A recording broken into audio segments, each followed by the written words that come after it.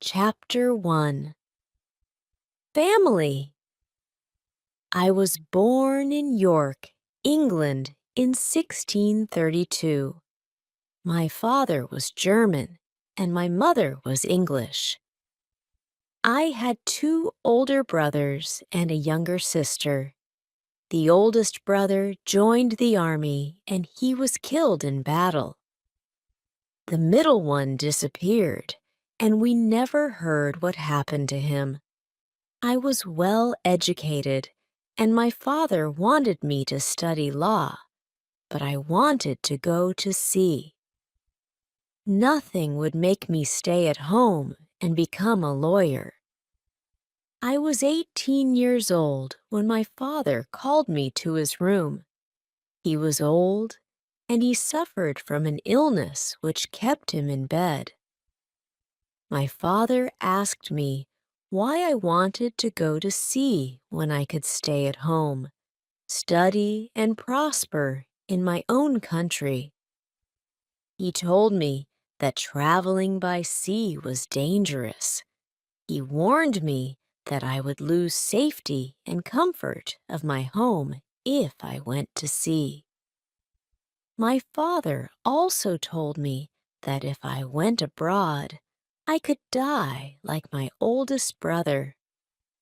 When he was saying this, he started to cry, and he couldn't continue. My father's advice and warnings made me think, and I started to forget my desire to travel by sea.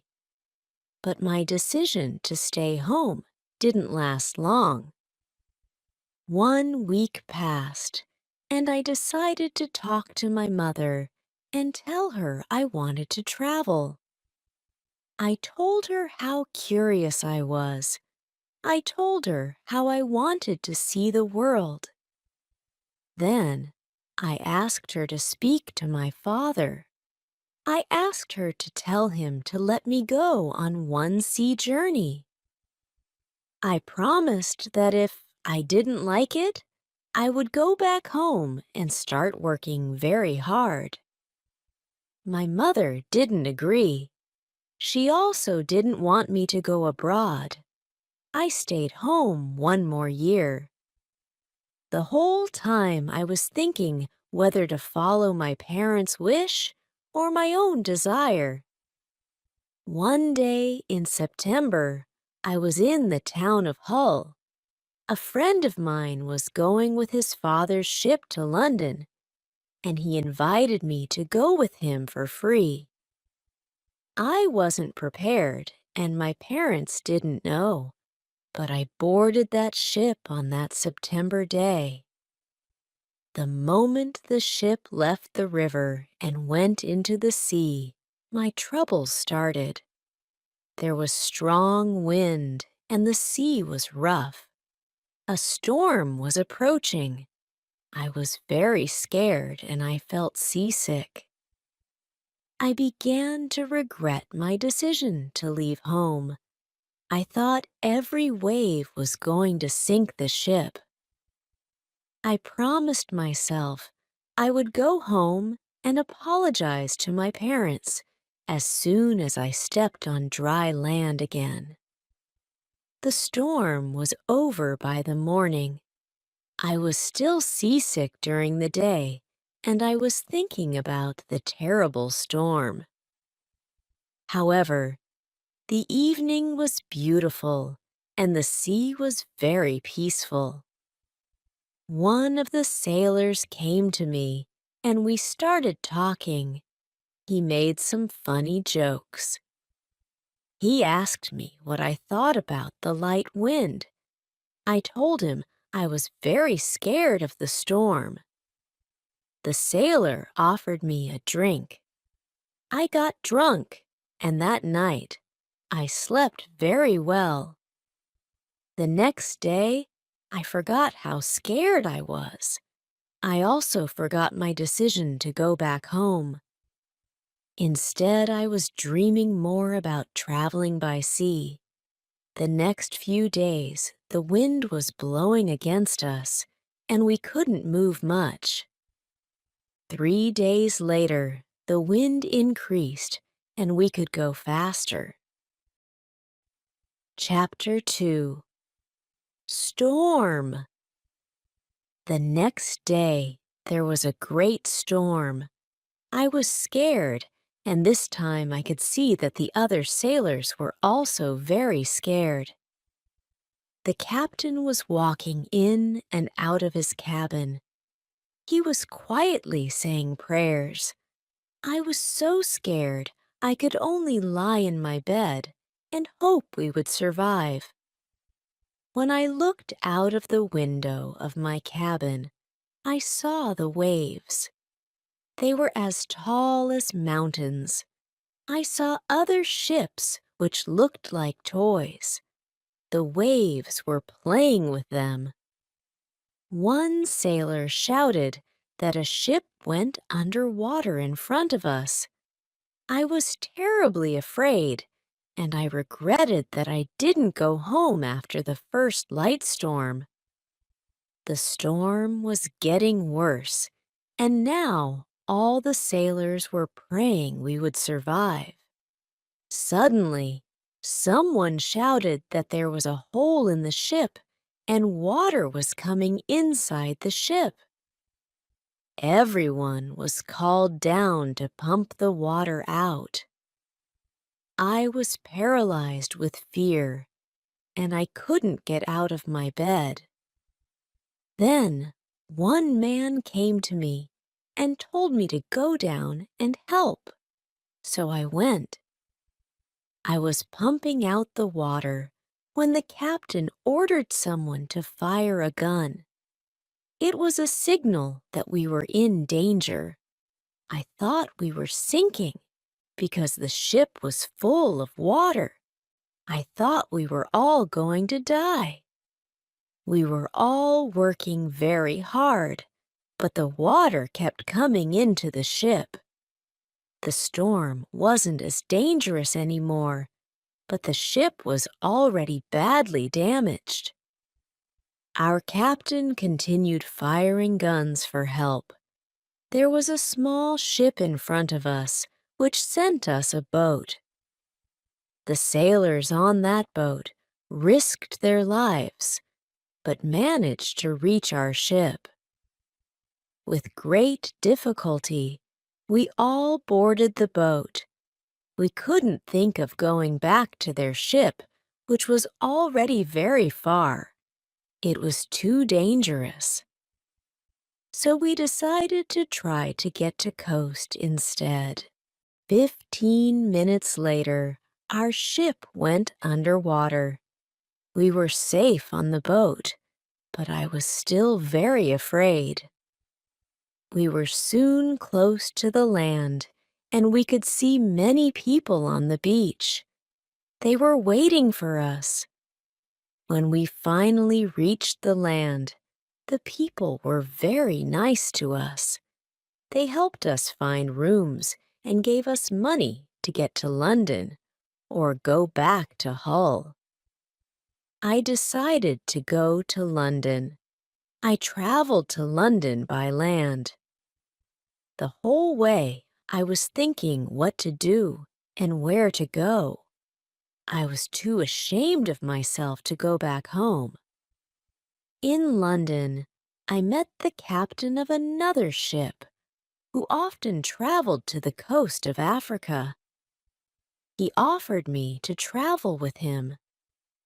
Before we left London, he advised me what to buy for trade in Africa. At that time, I only had 40 pounds. This journey was successful because I returned to England with some gold, which was worth almost 300 pounds. The journey was also good for me because the captain taught me something about mathematics and navigation. I learnt what was necessary to become a sailor and a businessman. Soon after we came back to England, the captain died. I decided to make the same journey to Africa with the same ship, but another captain. This journey started well, but soon we had big problems. A ship started chasing us. It was a pirate ship. It continued the whole day. At about 3 in the afternoon, the pirates came very close. There was an attack, but we managed to push them away. On the second attempt, many of their men came on the ship, and they started destroying everything. Some of our sailors were killed and some were injured, so we had to give up. All of us were taken prisoners. Chapter 3. Woman. I was young and strong. I became a slave to the captain of the pirates. I felt very sad. I was hoping the captain would take me with him when he went to sea. And when a Spanish or a Portuguese captain attacked him, I could be free. But this didn't happen because the captain left me to look after his garden every time he went to sea. One day, I met a young woman in the house. She was so beautiful. She was also a slave, and she cleaned the house. I tried to speak to her, but she didn't speak my language. But I felt that she understood me. I liked her very much. She was very attractive to me. Any time she saw me, she always smiled at me. Sometimes she touched me when she was close to me, but it was only a short moment. If the captain saw it, he could send her away. She was on my mind very often. I wanted to meet her every day, but she wasn't in the house every day. When I thought of her, I felt a nice feeling in my heart. I knew I fell in love with that woman, but our relationship was complicated. We couldn't be officially together. Slaves couldn't have relationships. It was so sad. Sometimes, when the captain went fishing, he took me and a boy to help him. Sometimes, he even sent me and the boy with one of his relatives fishing in a small boat. One morning, when we were fishing, thick fog came and we were lost. We struggled to reach the coast the whole day and the following night. But it was only the next morning that we finally got back. After this adventure, the captain decided to use a bigger boat, the one from our English ship, and make it more comfortable. It had a cabin in the middle of it, and it had good sailing equipment. One day, the captain ordered me to put extra food, drinks, and guns on the boat because he was expecting some important guests to join him for fishing. They also wanted to do some hunting later. However, the guests refused the offer at the last moment. Then, the captain told me, "Prepare the boat for fishing for the next day." This was my opportunity to run away. A lot of guns and food were on the boat.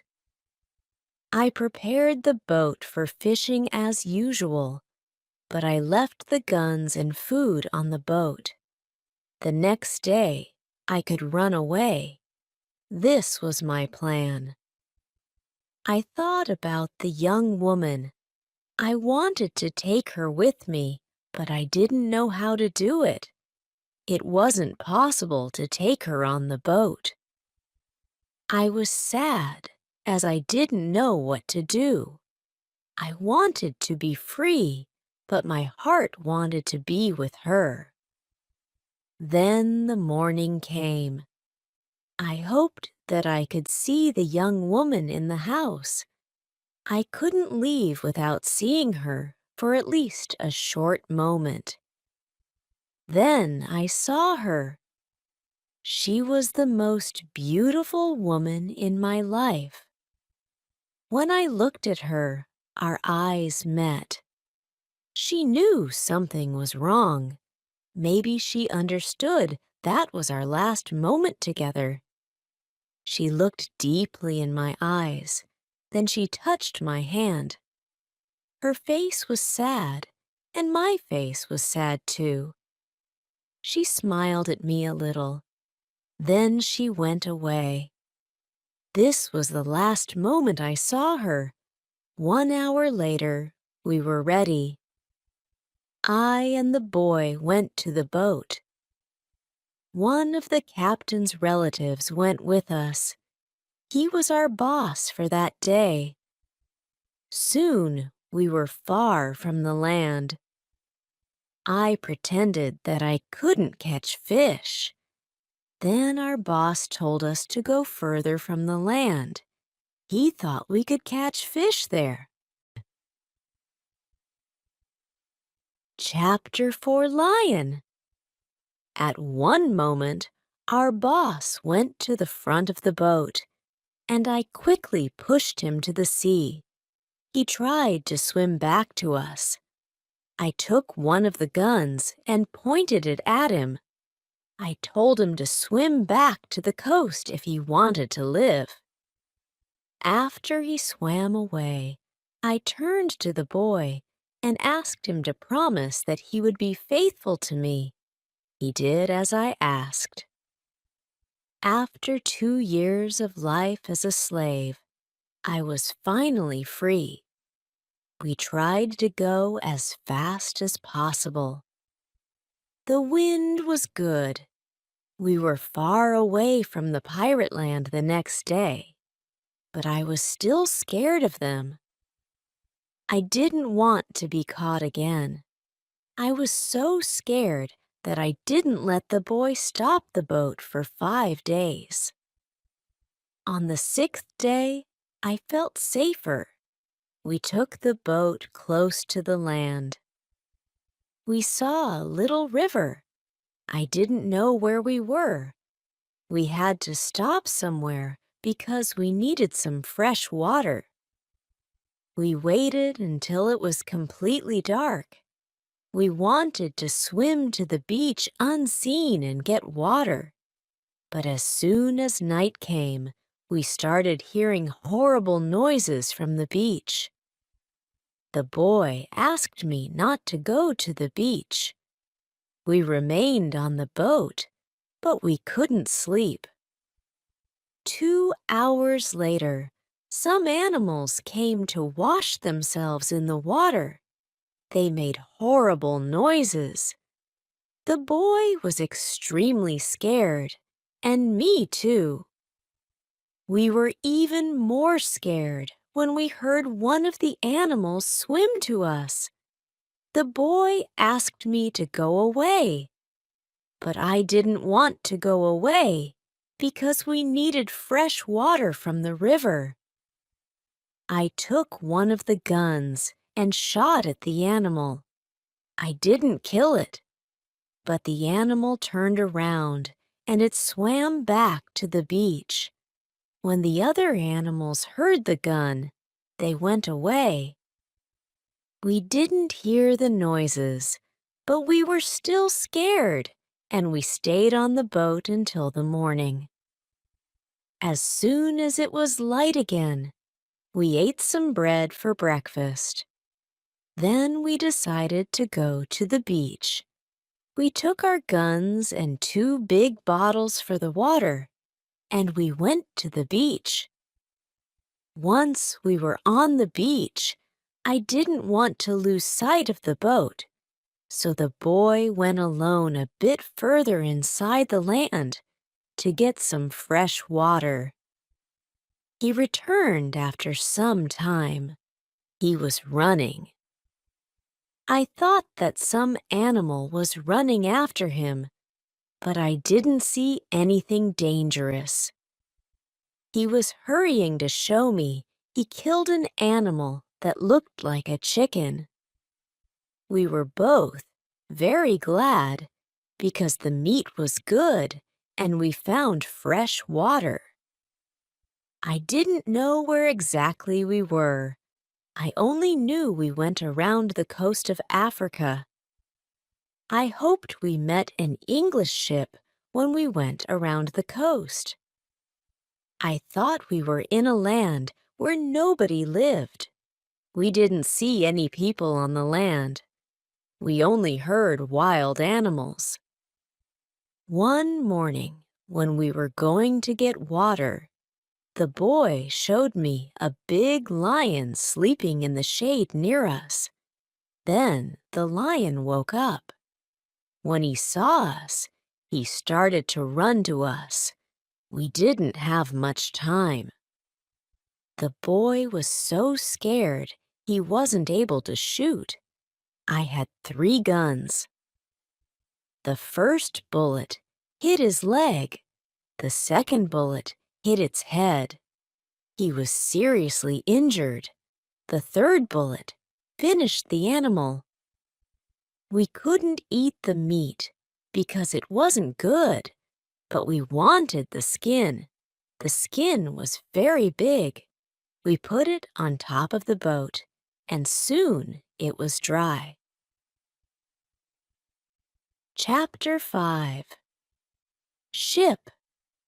For the next 10 days, we sailed close to the land. We stopped only to fill our bottles with fresh water. Soon, we started to notice the land was inhabited. Several times, we saw people on the beach who were watching us. I wanted to stop and go to them, but the boy asked me not to do it. But then, one group of these people looked very friendly. I waved to them. I tried to sign to the people that we needed food. They signed to me to come to the beach. 2 of them ran into the forest. They returned with some dry meat. We didn't want to approach the land, and they were too afraid to swim to us, so we didn't know how to reach the food. When the people saw this, they stepped back and were soon quite far from the food. We approached the food and took it on board. Then we weren't scared of them. They came to us. We thanked them, but we had nothing for them. At that moment, we saw 2 animals which were running down the hill. The people were scared. One animal attacked a young girl. I shot at it, and I killed the animal. The second animal was scared, and it ran away. The people were shocked when they heard the gun. They were also shocked when they saw the animal was dead. They were happy the girl was alive, and they thanked us. They brought us more food and water. On the 11th day, we saw a long piece of land which was extending very far into the sea. There were also some islands far in the sea. I was thinking about going to the islands. Then the boy shouted, "Look, there is a ship!" And really, there was a ship quite far at the horizon. The boy was really scared. He thought it was a pirate ship, but I looked at the ship properly. It looked Portuguese. The ship was going away from us. Nobody on the ship saw us. So I fired a gun. They heard the gun. Then they saw us. They turned the ship and went to us. Soon we were on the Portuguese ship. They spoke Portuguese, Spanish, and French, but I didn't understand them. Fortunately, there was a Scottish sailor on the ship. He came to me. I told him our story. Then all the sailors started to be very nice to us. They agreed to take me and the boy on the ship. We were both very happy. We offered our things to the captain, but he didn't want to take them. He wanted to pay for them instead. It was very nice of him. I told him he could buy our boat, which I gave him a good price for. I asked for a half of usual price. He could take the rest of the things for free. The captain agreed. The captain also wanted to train the boy as a sailor. I didn't like this idea. I thought he was too young for this job. I thought the boy also needed freedom. He didn't need to start another service. Chapter 6 Wife. But the captain said it was good for the boy. The boy wanted to work for the captain. He wanted to be a sailor. Finally, I agreed. The ship was on the way to Brazil. We arrived there after 22 days. I said goodbye to the boy and the sailors. Brazil was a new state in South America. Many people started a new life there. It was the same for me. I didn't know anybody there. And soon I met people who had sugar plantations. They became my friends.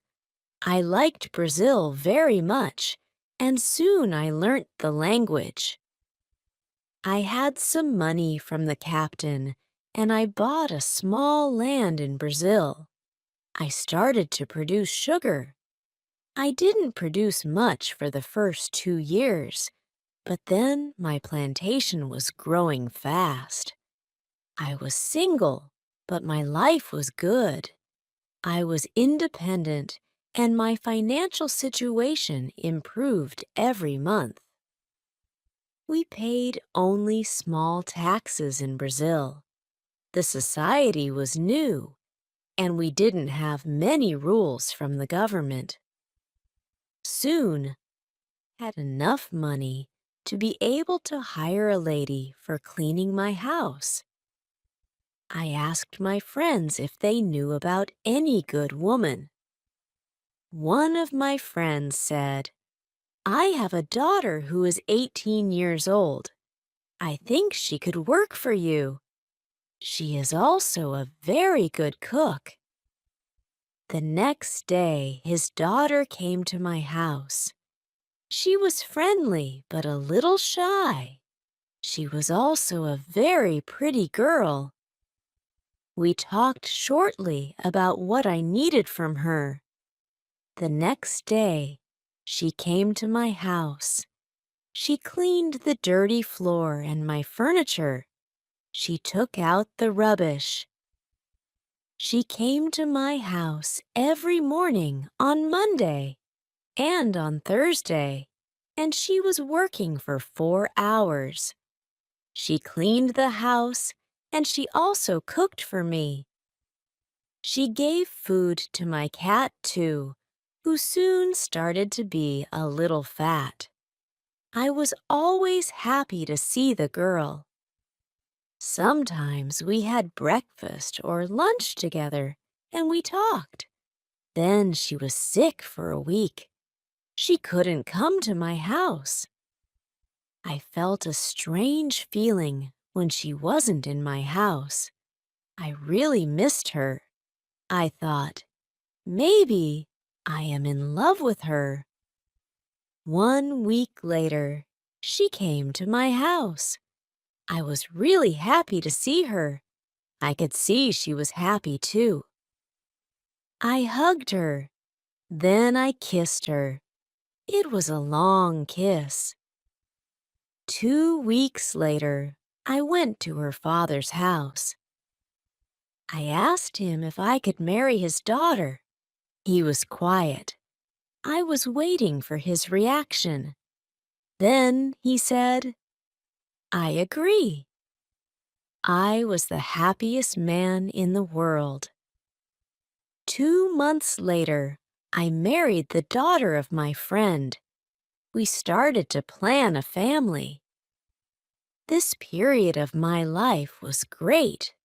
We had big plans for our family and our plantation. We needed a bigger house, and we needed more money to be able to build a bigger house. I thought about the business in Africa. I knew I could make a lot of money in Africa quickly.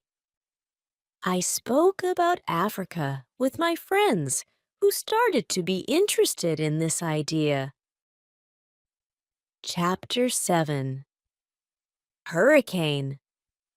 One day, 3 of my friends came to our house. They told me they wanted to go to Africa.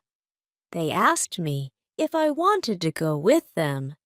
I said, "Yes, I want to go with you." We started to prepare all the necessary things for the journey. Soon, we were ready to go. I said goodbye to my wife, and we started our journey. Our plan was to be back in 2 months. We left Brazil on the 1st of September, 1655. Our ship was very big, but we were only 17 men. The ship was full of things for business.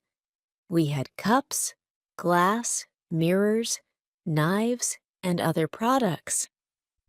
At the beginning of our journey, the weather was very good, but very hot. In 1 week, a hurricane came, and it was threatening our ship for the next 12 days.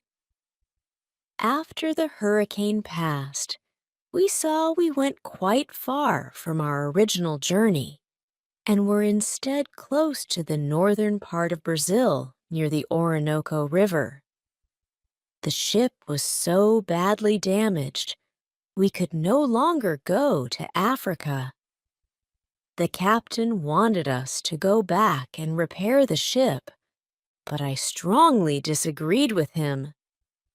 We went over the maps and decided the best thing to do was to go to Barbados and repair the ship there. When we started this short trip, a second hurricane came. The next morning, one of the sailors cried out, "Land!" And at that moment, the ship stopped in shallow water. We expected the ship to break apart at any moment because of the strong wind, so we all got into the small boat the ship carried. This was very dangerous because the 17 of us were crowded in the boat and it had no sail. The waves were very big. The wind was extremely strong. The wind pushed us to big rocks. We knew the crash was close. Suddenly, a huge wave appeared and overturned the boat. I was covered with water and couldn't breathe. I couldn't see the others or the boat, but I saw a little beach between the rocks. Another wave carried me to the beach. I was half dead, with all the water that came into my body. I was still in water, but I felt a land under my feet. I could hardly move, but I knew I had to go further on to the land. I didn't want another wave to carry me back into the sea. Before I could get to my feet, another wave came, and I was washed into the water. I couldn't breathe for a while. But then another wave threw me back on the beach. I tried to get up. I tried to go further from the sea. I was able to move 10 meters up. I was safe. But my arms and legs were very weak. I collapsed and I was lying on the beach. After some time, I got up. I looked for the others. I couldn't find the other men. I was probably the only person alive. All my friends were dead. I only found 3 hats and 2 shoes on the beach. It was horrible for me. The weather was still very bad, but the waves weren't as big anymore, and I could see the ship. It was far from the land. I looked around and noticed I had almost nothing. I was wet and had no other clothes. I had nothing to eat or drink and nothing with which to defend myself if an animal attacked me. Chapter 8. Island. All I found in my pockets was a knife and a little box with tobacco. The situation was really bad. How could I possibly survive with only these things? Before sunset, I explored the place and I was looking for some fresh water. I found it in a small river. Then I made myself a weapon from a short stick to protect myself against dangerous animals. I decided to spend the night up in a tree. When I woke up the next morning, the sea was calm. I was surprised to discover that the waves moved the ship. The ship was now very close to the rocks where I almost died last night. The ship wasn't moving. I took off my clothes and I swam to the ship. I didn't see any way to get inside the big ship, so I swam around it twice. The second time, I saw a rope which was hanging on one side. I used it to climb up, and when I was on board, I began to search for food and tools I could use. I was very lucky because some of the food on the ship was dry. I went into the kitchen and filled my pockets with biscuits. I was eating them while I was exploring the other cabins. I also found a bottle of rum, which I took with me. There was no other boat on the ship, and I needed one to carry the food and tools to the beach. That's why I took some boards, and I made a raft. I discovered 3 big wooden boxes, and I put them on my raft. I filled the first one with the bread, cheese, and meat I found. I found some more bottles of alcohol, which I also put on the raft. Then I heard something. Somebody was on the ship. Who was it? Somebody from my friends? It wasn't possible. My friends were all dead. I was a little scared. I went to the place where I heard the noises. Then I saw who it was. It was a dog. It was a dog of our captain. Now I had a friend. I wasn't alone anymore. Then I noticed the tide was getting high again, and the clothes which I left on the beach were already in water. I was still on the ship, so I looked for more clothes. When I was looking for clothes, I found a box with some tools. I also found a nice carpet next to the box. Then I looked for guns, which I needed to protect myself, and a hunt. I found 4 guns and 3 boxes of gunpowder. 2 of them were dry. I put all these things on my raft.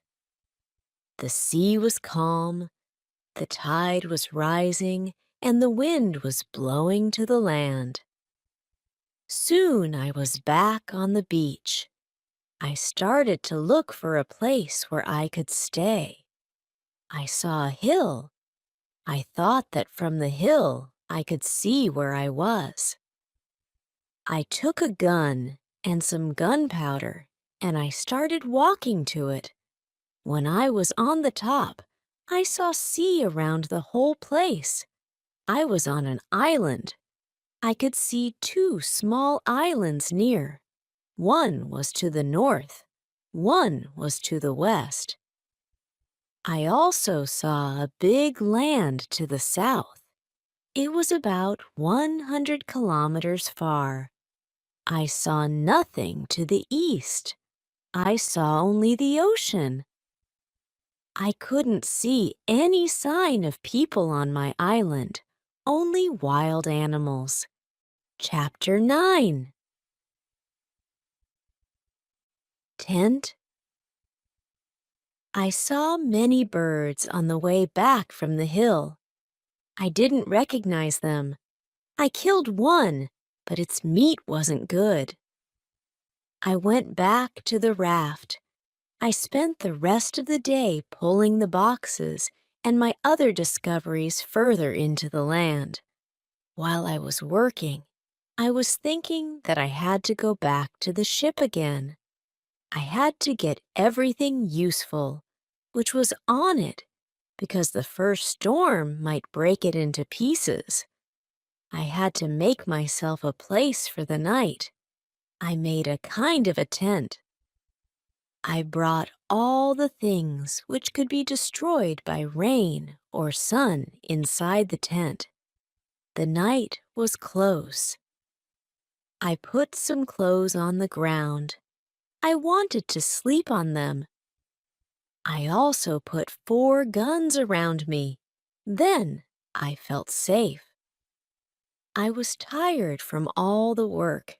I fell asleep very soon. The next day, I left my clothes in the tent and I swam back to the ship. On board, I made a second raft. I found a couple of bags with nails. There were also 7 guns, bullets for them, and some more gunpowder. I took all the clothes I could find. There were also some beds which I thought could be useful to me. I brought all this safely to the beach. From then on, I went to the ship every day. In this way, I brought many useful tools and objects. The third time I went, I brought as many ropes and sails as I could carry. Some days later, I discovered more bread and rum, and also some sugar. All of this I brought back with me to the beach. One day, I discovered a drawer full of scissors, knives, and forks. There were also some coins from Europe and Brazil there. I knew the money was worthless on the island, but still I took it. I also found playing cards with pictures of the king and the queen. I may have some fun with the cards, I thought. It was my 12th visit to the ship. The next day, I went to the ship, but the sky was getting dark. Clouds were gathering, and the wind was getting stronger. I knew it was no use making a raft when a storm was approaching. So I swam back to the beach. That night, the wind was very strong, but I was safe inside my little tent. The next morning, the ship was gone. I knew I had to make myself a better place where I would be more comfortable. I knew I could stay on the island for a long time. I wanted to make a nice place for me to live. I also needed to be safe. I could look for a cave, or I could make a bigger tent. Maybe I could do both. I needed a place which was close to fresh water, which was hidden from the heat of the sun, and was easy to protect from both people and animals. Last but not least, it had to have a view of the sea, so I could easily see a ship passing nearby. I found a nice place next to a steep hill, and I decided to put my tent there.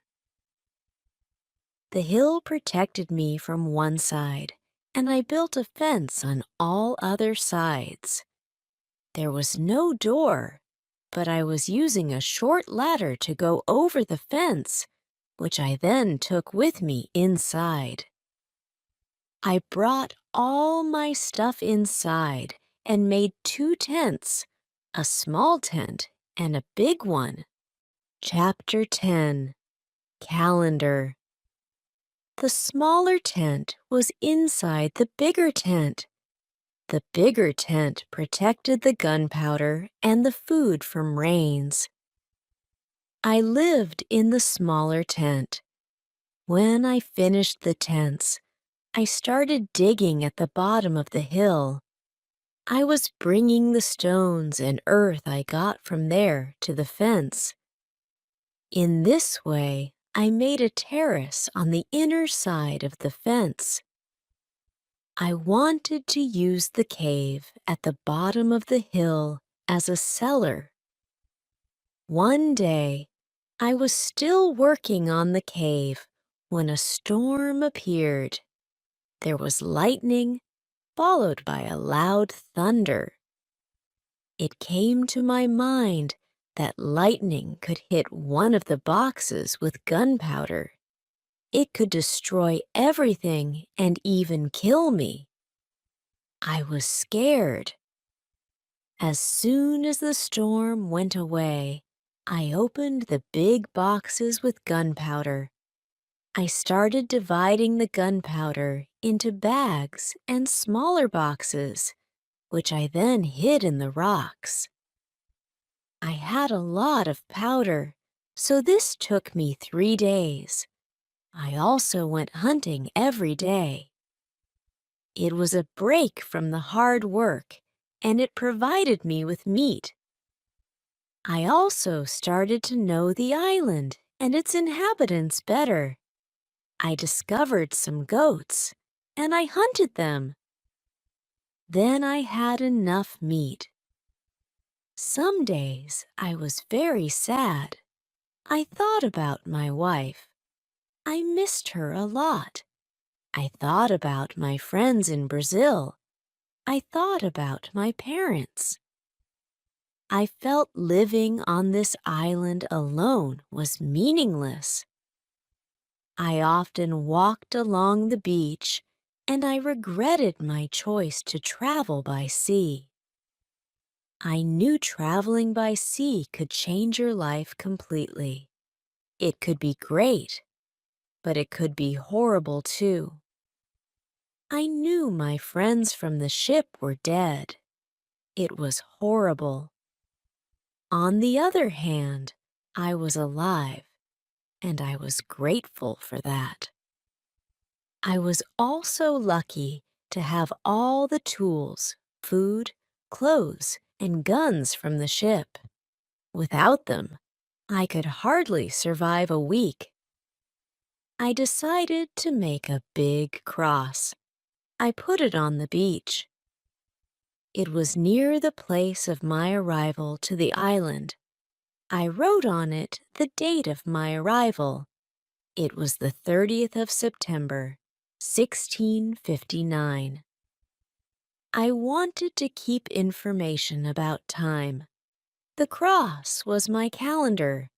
I made a small cut in the cross every day. The 7th cut was longer. It marked the end of the week. The beginning of each month was also a longer cut. One day, when I was thinking about my situation, I realized I had a lot of negative thoughts. It wasn't good. I decided to do something about it.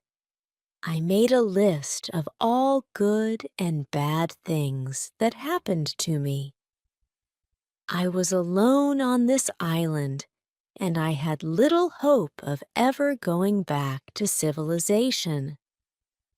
On the other hand, I was saved, and I didn't die in the storm which killed my friends. I had food to eat. I didn't have a lot of clothes, but the weather was such that I hardly needed any. I had a dog. He understood some words. He understood when I said, "Sit down. Come here. Bring it. Don't do it. Don't jump. Let's eat. Let's run." This list helped me realize that all bad things come with something good in them. I tried to concentrate on positive things only. I continued to make my place better and better. I made the cave bigger. More space in the cave helped me keep all my things organized. Chapter 11. Book. Then I started to make some furniture. I needed a chair and a table very much. I used the boards from my rafts and the ship to make them. Next, I made shelves inside the cave. I arranged my tools on them. My clothes and guns were hanging there as well. I was very pleased with my work. The cave was comfortable. Everything was in order, and I could easily find whatever I needed. I decided to write a book. I wanted to describe my daily activities in it. It did me good to put my thoughts to paper. I started by writing down my experiences from the very first day on the island. When I got to the present, I continued describing interesting or important events in my life on the island. I decided to make a schedule to organize my time better. Every morning, I walked for a few hours. Then I worked until noon. I had lunch and I slept after lunch for 2 hours. Then, I continued working until the evening.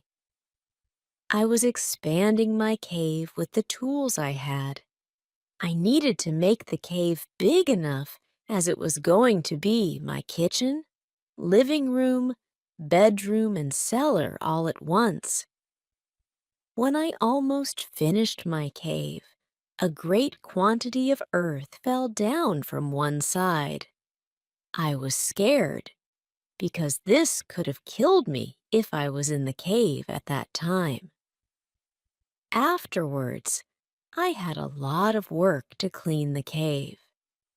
The next week, I spent putting long boards on the sides and also on the ceiling of the cave.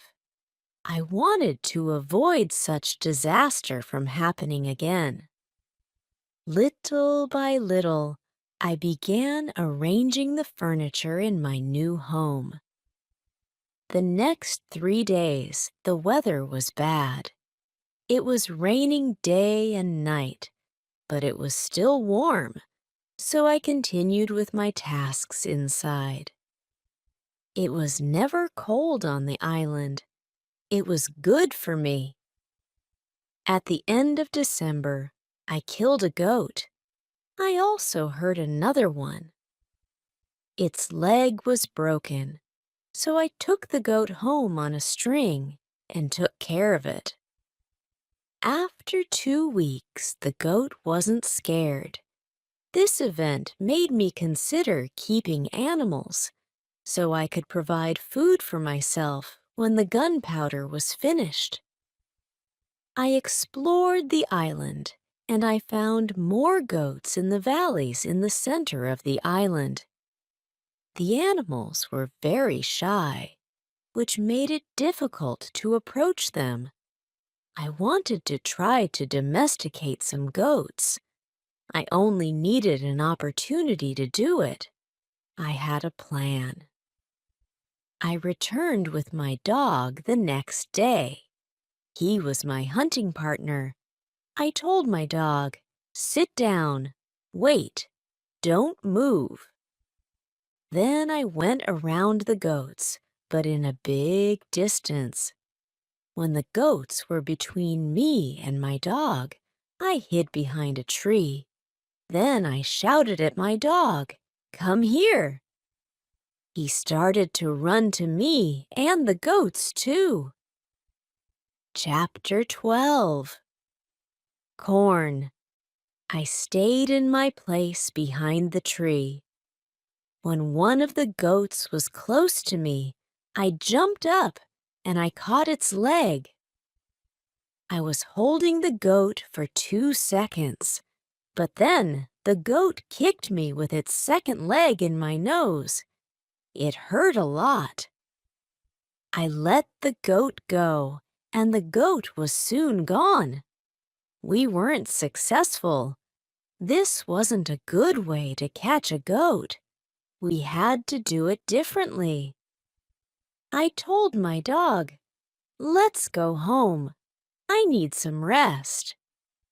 I spent the period between January and March working on my fence. It took me a long time because I wanted to make it very thick and strong. Meanwhile, I found pigeons on the island. They weren't nesting in the trees, but in holes of the rocks. This made them easy to capture, and their meat was good. I could also cook and eat their eggs. This is what I was surviving on while I was working on my fence. While cleaning and arranging my home, I found a small bag. There used to be corn inside, but now there were only some leaves and dust at the bottom of it. I emptied it outside my fence because I needed the bag for gunpowder. This was just before the rains. About a month later, I was surprised to find a few green leaves growing there. It was young corn. Words couldn't express how happy I was to discover corn growing just outside my fence. It was fantastic. I could bake bread in the future. On the 16th of March, I was inside my house when I saw pieces of earth falling from the roof of my cave.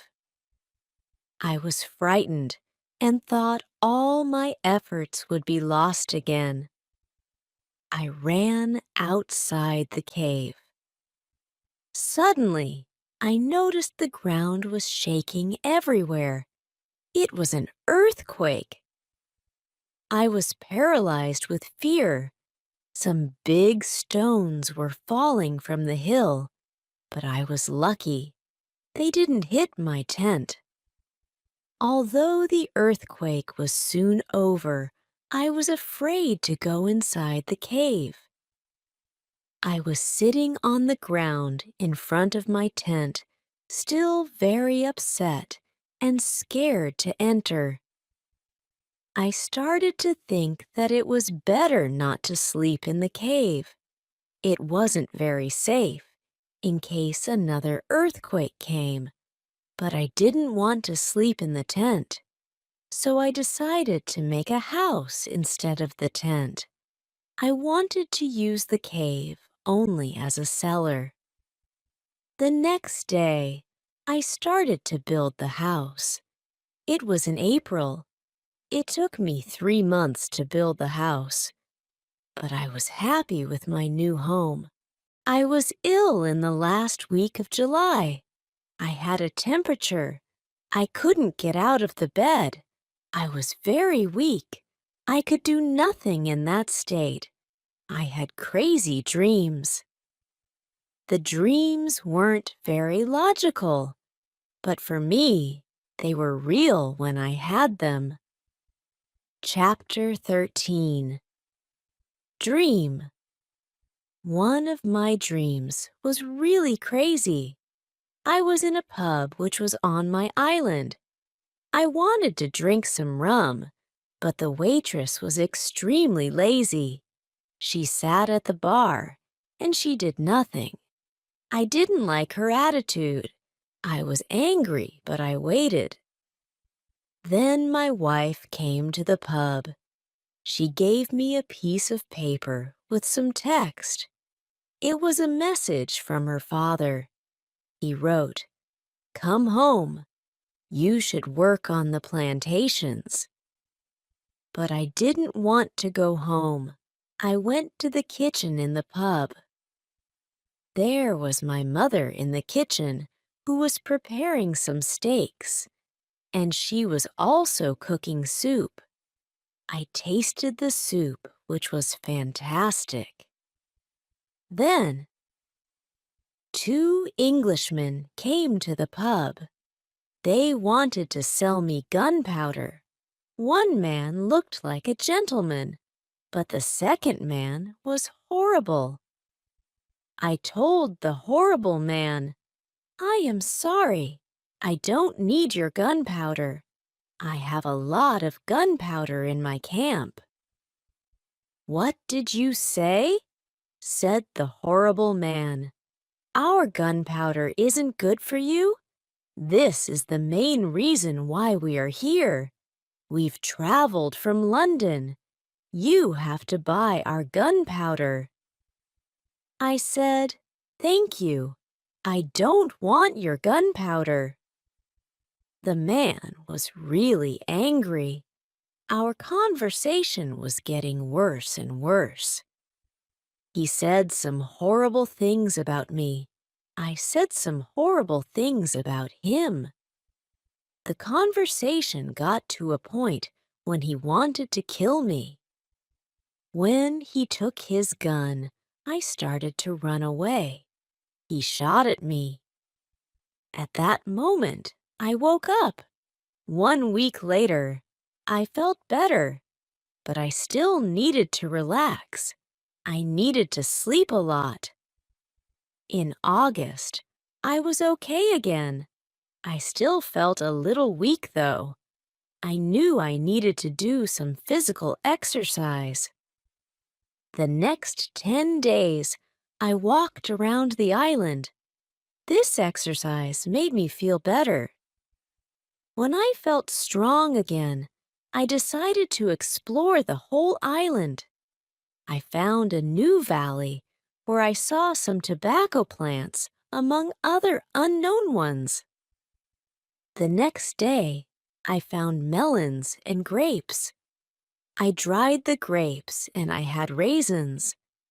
There were also apple, orange, and lemon trees on the island, which I didn't notice before. I made a pile of the fruits that I gathered, and I returned to my cave to get a bag for them. When I returned, I found the fruits destroyed. Some were eaten, some were stepped upon. I concluded from this that there are some wild animals around. Still, I liked that fruit valley, and I began thinking about moving there. Then I remembered that the beach was far away from that valley, and I wouldn't see if any ship passed by. Chapter 14. House. Instead of moving to the fruit valley, I decided to build another house there, which I would visit from time to time. I made a small house, and then I surrounded it with a double fence. The house was protected like a castle. Again, I used a ladder to go in and out, but I had also stairs on the inside of the fence. I used stairs on the inside, and I used ladder on the outside. This activity took me the whole of August and the beginning of September, but I enjoyed it a lot. The fruit valley gave me so much energy. I felt so healthy and strong there. Sometimes, when I was in the valley at night, I watched the moon and the stars. I thought about my wife. I thought about my family in England. I knew they could see the same moon. They could see the same stars, but we couldn't be together. I thought about my family very often. I wished the best for them. I also thought about all the people who could see the moon. I imagined the places where they lived. I felt connected with them. Sometimes I felt connected with the whole universe. I also thought about God. I had questions for God. I asked him, "Why am I on this island? What is the reason for it? Why am I still alive when my friends are dead?" I didn't have answers to many of these questions, but I trusted God. I believed he knew what he was doing. Then the rainy season started, which continued until the middle of October. This was my first year on the island. After the rains ended, I returned to my valley house to find the branches in the fence all green, with new leaves growing all over them. This wasn't only beautiful, but also useful to me, because soon my house was covered entirely and was hardly visible. The leaves kept shadow over it, and it was very pleasant to stay in there during the dry season. I liked it so much that I decided to make a fence from the same branches around my first house as well.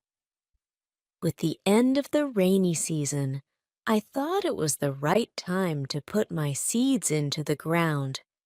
I was cautious, so I only used a half of the seeds. This was a good idea because none of these seeds came up. I put the rest of the seeds in the ground just before the next rainy season, and they came up all right. Now I had a little farm on the island.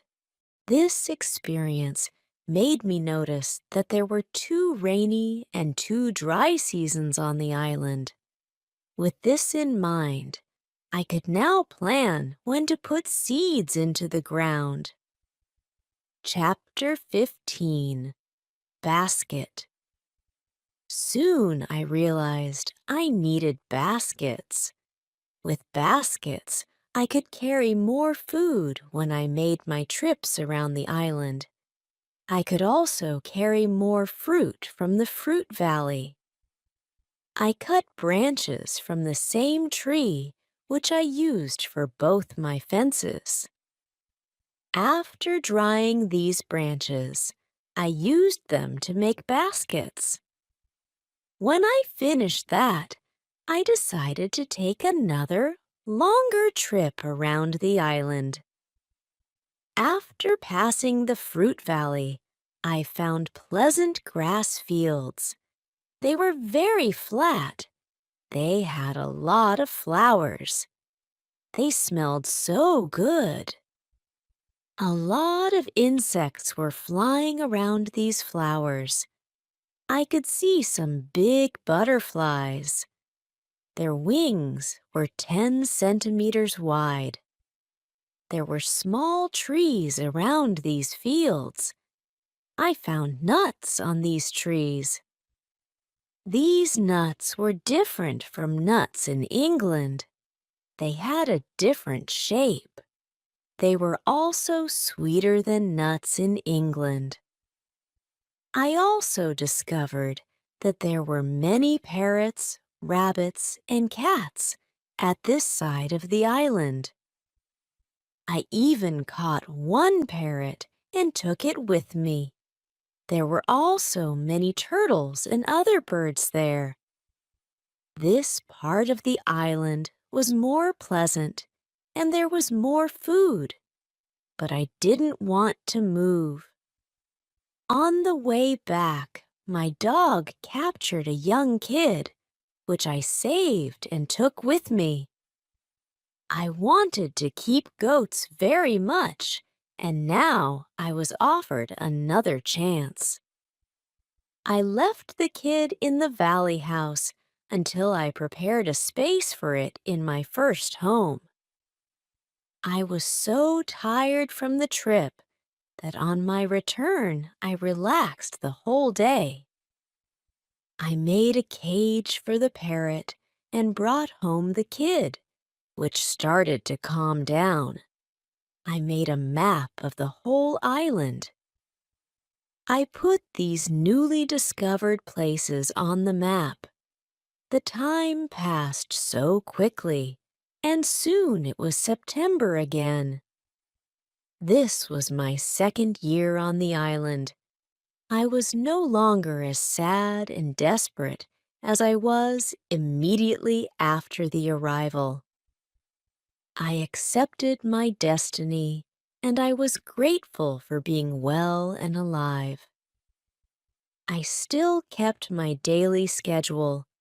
I was hunting in the morning, cooking at lunchtime, relaxing in the afternoon when it was the hottest, and working in the evening. I also taught the parrot to say his name. His name was Paul. In the months of November and December, I was busy with my fields.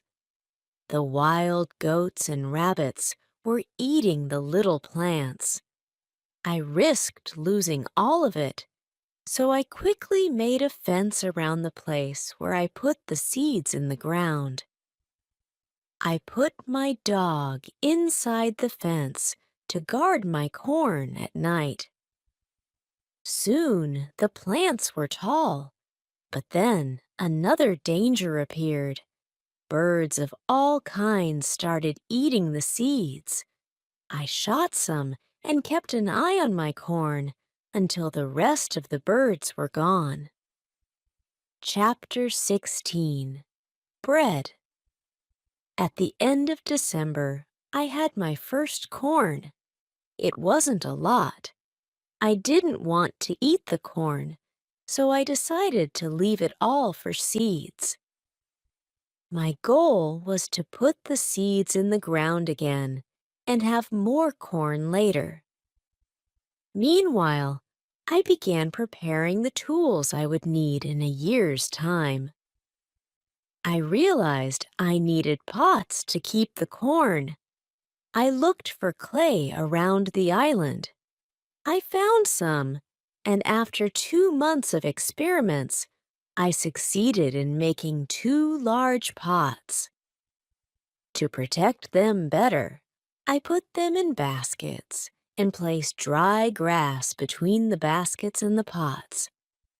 I continued making small pots and plates.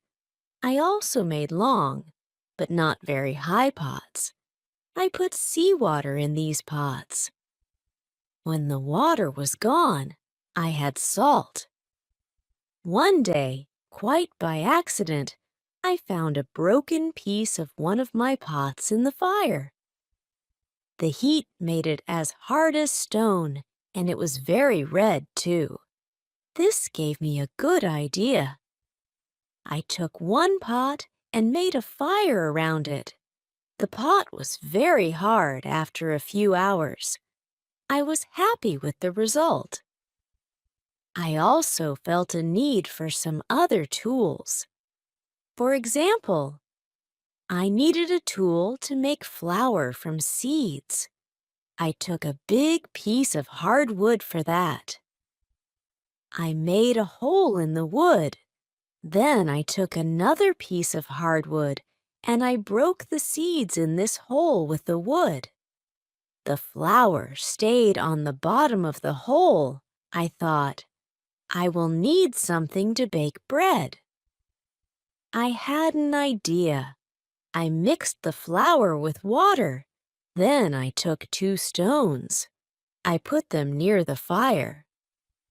When they were very hot, I put the bread between them. This was how I made my first bread on the island. It was during my 3rd year on the island. The bread wasn't perfect, but I liked it a lot. It was my first bread after a long time. I was thinking whether I could make a canoe out of some large tree. I found one big tree. I cut it, and I started to make a hole in it. One day, when I was working on the canoe, I realized I didn't know how to move it from the forest to the beach. I was stupid. It took me many days to make the canoe, and the thought of how I was going to put it in water never came to my mind. I tried everything to move the canoe. I even considered digging a channel from the beach to where the canoe stayed, but it was all useless. There was a hill in between, and it would have taken me a long time to dig the channel through the hill. Eventually, I gave up on the canoe. Many days of work were lost. I couldn't believe that I made such a mistake. I had to plan my work better next time. Chapter 17. Canoe. During my 4th year on the island, my clothes were already very old. Instead, I began using the skins of the animals I killed. I made myself a cap and some other clothes entirely out of those skins. They kept me cool in the heat and protected me from the heavy rain. But the clothes weren't enough. I also needed an umbrella for the same purposes. It took me a while, but I succeeded in making one. I was quite happy with my life on the island. I had everything what I needed for my life on the island. I continued living like that for the next 5 years. I kept on growing my corn. I continued drying grapes to make raisins. All my activities remained the same. During this time, I decided to make a new canoe. It was smaller and easier to move.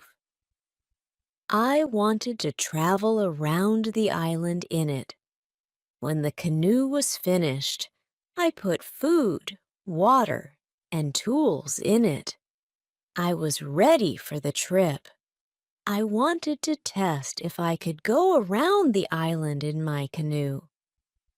It was the 6th of June on the 6th year of my stay on the island that I started this trip. I faced danger as soon as I started my journey. I had to go around some rocks in the sea. When I wanted to go back to the coast, I realized there was a strong current. The current was taking me away from the island. The situation was horrible. I was scared. I thought, I will die in the open sea.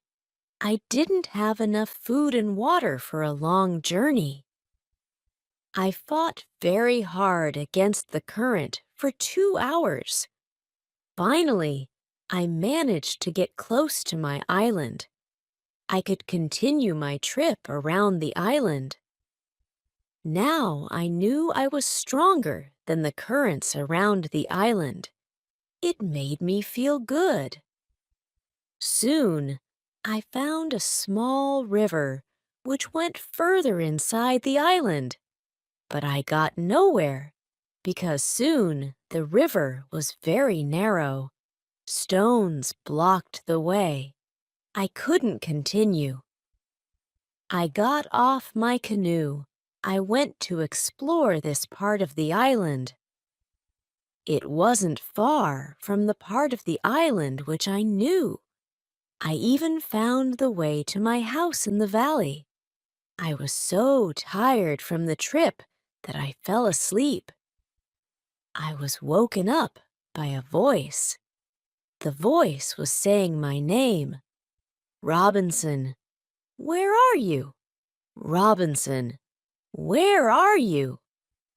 I was scared at first, but then I saw my parrot Paul on top of the hedge. He learnt the phrases I repeated to myself so many times. Now he was saying them with the same intonation I used. I was surprised to find the parrot here because I left it in my house. Still, I was happy to hear someone talk to me. I left the canoe there and returned home with the parrot. I didn't take such long trips for a year, and I was staying in my house most of the time. I kept on making wooden tools and clay pots. I even found a way to make pots with a wheel, which made my work much lighter. I also figured out how to make a tobacco pipe, which I missed a lot ever since I came to this island. Chapter 18. Foot? One day, I also noticed I was running out of the gunpowder. I was worried I wouldn't be able to kill any more goats once it was gone. The kid I once caught was old. It was too late to try to find a male for her. I wanted meat, but I didn't have the heart to kill her. One day, she died a natural death. It was 11 years since I first came to this island, and all this time I was using gunpowder to provide myself with meat. Now I thought of finding some other way to supply myself with food. I decided to make some trap. I didn't succeed at first, but eventually I caught 3 young goats. They were 1 male and 2 females. I took them home with me. I had to make a fence for them because I feared they might run away with the wild ones once they were adult. It took me 3 months, but I made a nice fence around a suitable space where there was a lot of grass and water for them.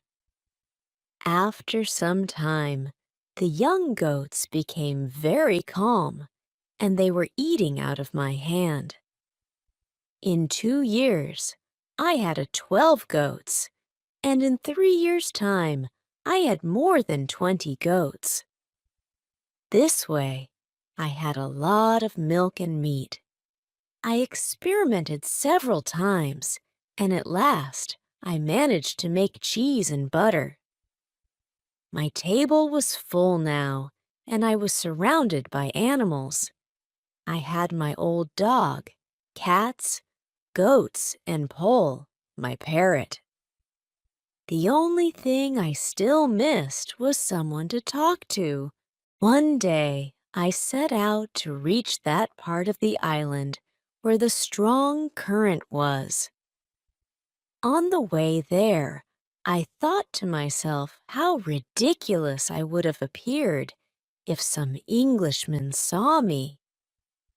I had a big hat, a short jacket, and short trousers all made out of goatskin. I didn't have socks or shoes, but I put some goat skin around my feet. I had two belts, one for the gun and knife, and one for the gunpowder. On my back, I had a basket. I also carried a gun on my shoulder and an umbrella made out of goat skin above my head. My beard was pretty long. I realized I was looking very unusual from what I used to look years ago. One day, about lunchtime, I was walking on the beach going to check on my canoe when I came across something surprising. I saw the mark of a human footprint on the sand. I looked around, but I couldn't see anyone. I was scared. I hurried back to my home. I was so scared I couldn't sleep that night. Why was there no canoe? Why were there no more footprints? I thought that maybe it was the footprint of one of the people who probably inhabited the islands around. I began to worry whether they saw my canoe and were now preparing to attack me.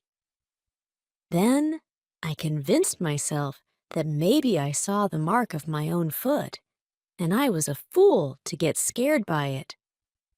This realization made me feel better. I took my courage, and I went to see the footprint again. Chapter 19. Cannibals. When I approached the footprint, I saw that the footprint was much bigger than the size of my foot. It was impossible that the footprint was mine. I got scared again. That night, I considered letting all my animals into the wild, destroying my fields and my summer house, so that no mark of human habitation was left on the island.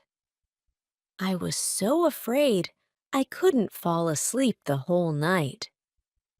In the morning, I finally fell asleep for a short time.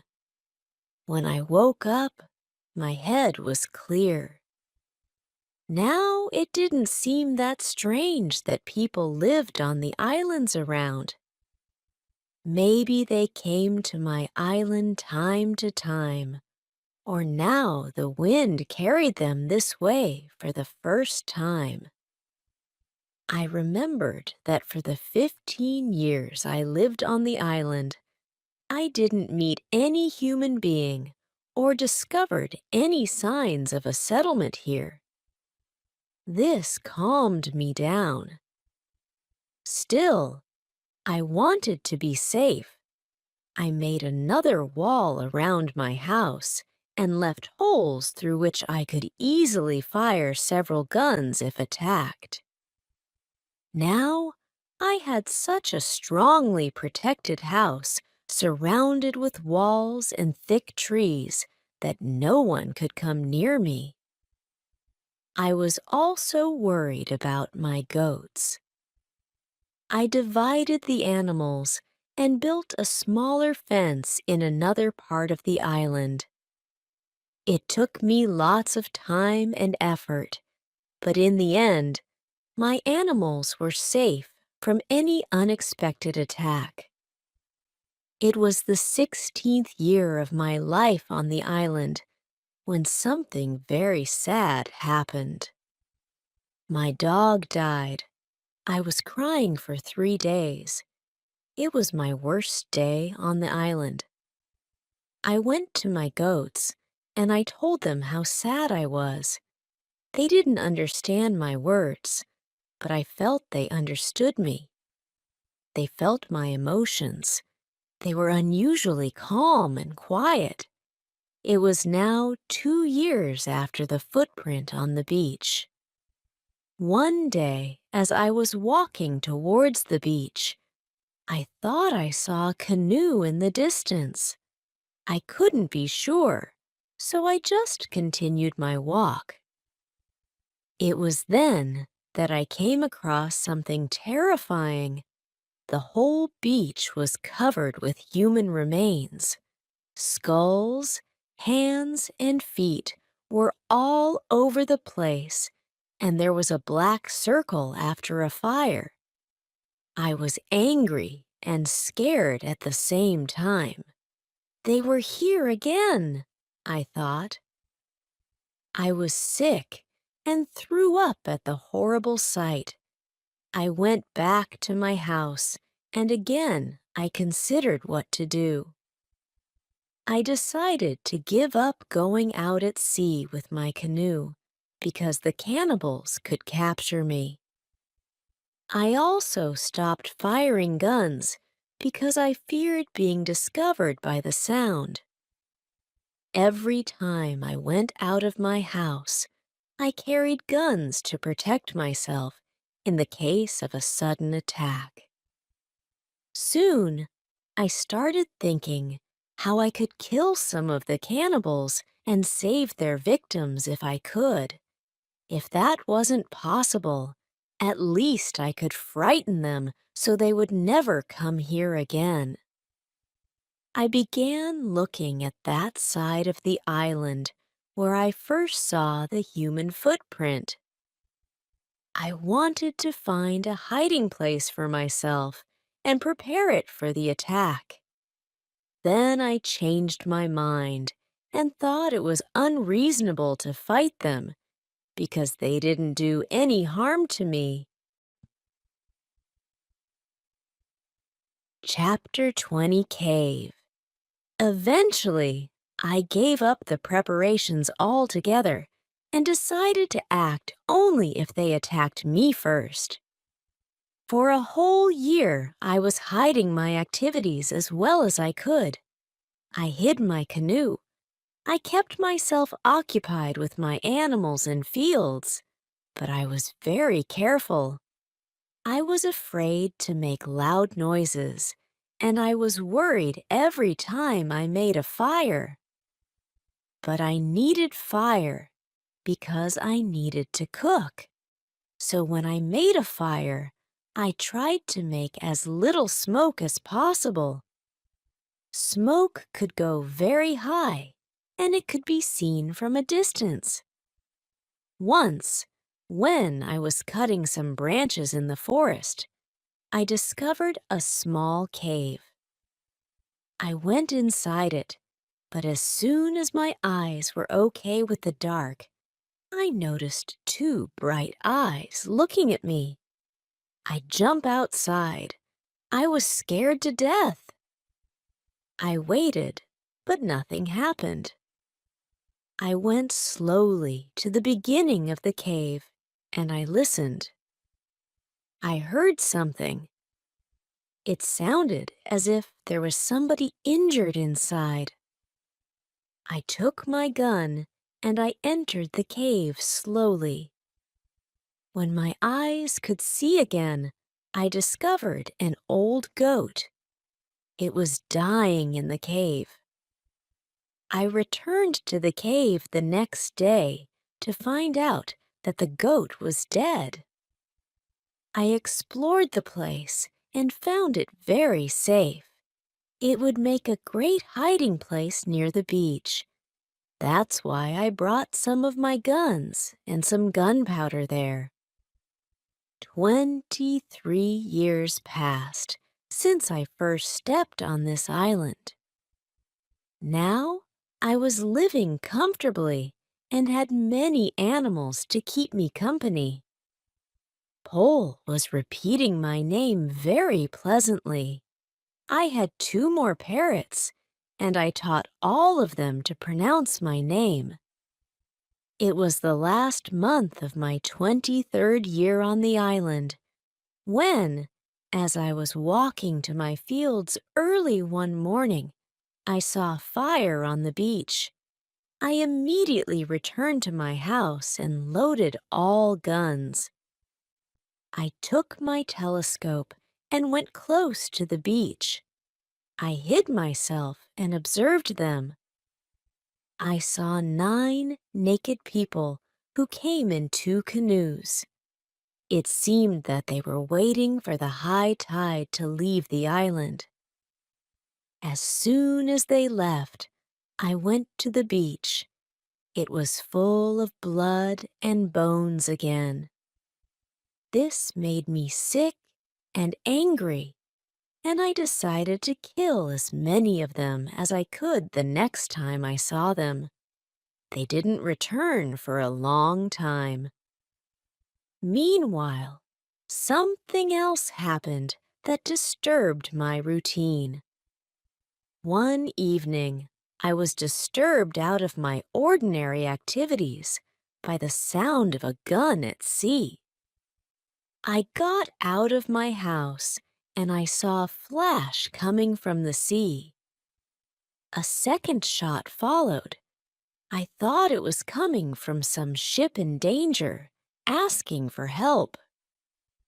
I took all the dry wood I could find around and ran to the beach where I made a big fire. They probably saw the fire because they fired again. I thought, I will speak to somebody tonight. This is great. I kept the fire until midnight, but there was no sign of them. It was strange. It was something what my brain couldn't understand. Maybe in the morning I will know more, I thought.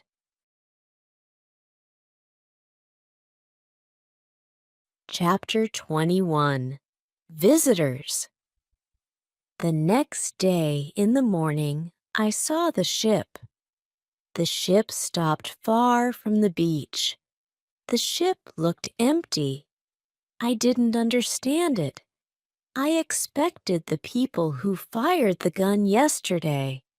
I really wanted to communicate to somebody. I missed communication with real people very much. I took my canoe and I decided to go to the ship to see if there was anybody still alive on board. The ship looked Spanish, and it was completely destroyed. When I got closer, I saw a dog. He was very happy to see me. I gave him bread and I gave him water. He was hungry and extremely thirsty. I found nobody on the ship. What happened to the men from the ship? I thought. It was very strange. I didn't have an answer to this question. It was a mystery. There were many boxes with different things on the ship. Some boxes were small, some boxes were big. Many of the big boxes had bottles with alcohol in them, but these boxes were too heavy. I couldn't take them on the canoe. I found guns and gunpowder. I took them to the canoe. I also found some other useful things. I returned to the island in the evening with several small boxes on my canoe. I had some new shirts and also gold, silver, and a lot of gunpowder. Gunpowder was important to me. On the island, it was more valuable than any money or precious metals. There was something else which I needed very much, and that was shoes. I found 2 pairs of shoes on board the ship. I took them with me. I put all my new things in the cave. I made 5 trips to the ship. I took everything useful for me. Then I hid the canoe again and went back to my house. Everything went back to normal. Time went quickly. I often thought about the men from the ship and the cannibals on the beach. These thoughts were always in the back of my mind, day and night. It was one night in March when I dreamed that two canoes with cannibals landed on the beach. One of their victims ran away and came to my house where I saved him. Then we became friends. He helped me navigate out of the dangerous currents around the island. I woke up, but the dream stayed in my mind. I realized that if I had somebody to help me, I might be able to escape from the island and reach the continent. Maybe I could save one of the victims brought to this island. I decided to look out for the cannibals, and for the next year and a half, I went daily around the beach, hoping to see canoes. This finally happened one morning.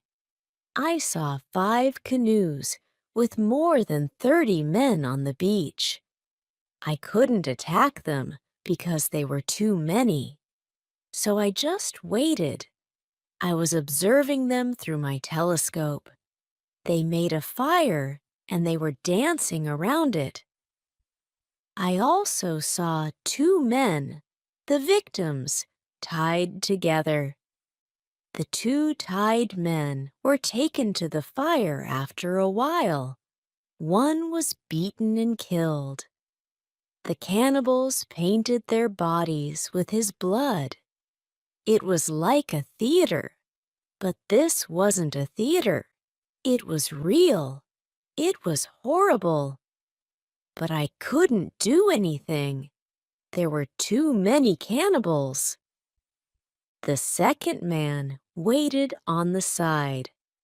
When the cannibals didn't look, the second man jumped up and he started to run away.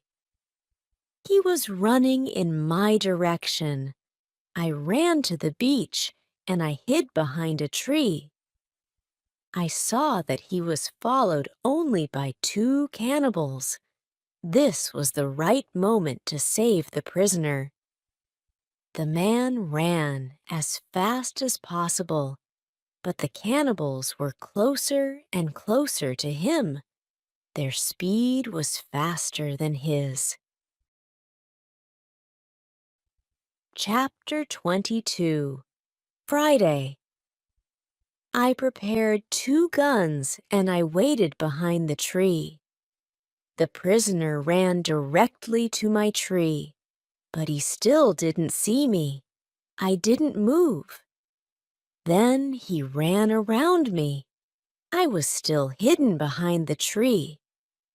When the first cannibal ran close to me, I jumped from behind the tree. He was shocked. I shot him. The second cannibal saw this. He tried to shoot an arrow at me. I had to shoot him too. The prisoner stopped when he heard the shots, and he turned. He was scared.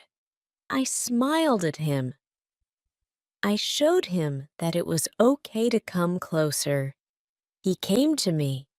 He went down to his knees. He put his head on the ground. Then he took my foot. He put my foot on his head. I showed him to stand up. He stood up and looked at the dead cannibals. He went to their bodies. He looked at the holes in their bodies. He probably couldn't understand what happened to the cannibals. It was unbelievable to him. He took the arrows from the dead men. We took the bodies of the cannibals. We hid the bodies in the forest near. Then we went into the deeper forest. I took the man to my cave. The cave was my secret. Nobody could find us there. I gave him bread, meat, and some water. He was so tired that he fell asleep almost immediately. I had an opportunity to look at him. I could see he was young, slim, but very strong. I thought he was about 25 years old. He had long black hair, dark skin, and a pleasant face. I let him sleep, and I went outside. I stayed near the cave, and I watched for the cannibals. But they didn't look for us. 3 hours later, the man came out of the cave. He showed me how happy he was that he was alive and safe. I started speaking to him. I named him Friday because it was Friday when I saved his life. I told him my name and I taught him yes and no. We stayed in the cave that night. The next day, we went on top of the hill. I saw through my telescope that the canoes were gone. We were alone on the island. We went carefully to the beach. First, we went to the place where we hid the bodies of the dead cannibals. When we found them, Friday wanted to eat them. I was angry. I showed to Friday that it wasn't good to eat them. Here I understood that Friday was also a cannibal. We buried the cannibals. Then we walked to the beach. What we saw was horrible. There were human bones all around. The sand was red with blood. I asked Friday to collect all the body parts. I prepared a big fire. I decided to burn the body parts in the fire.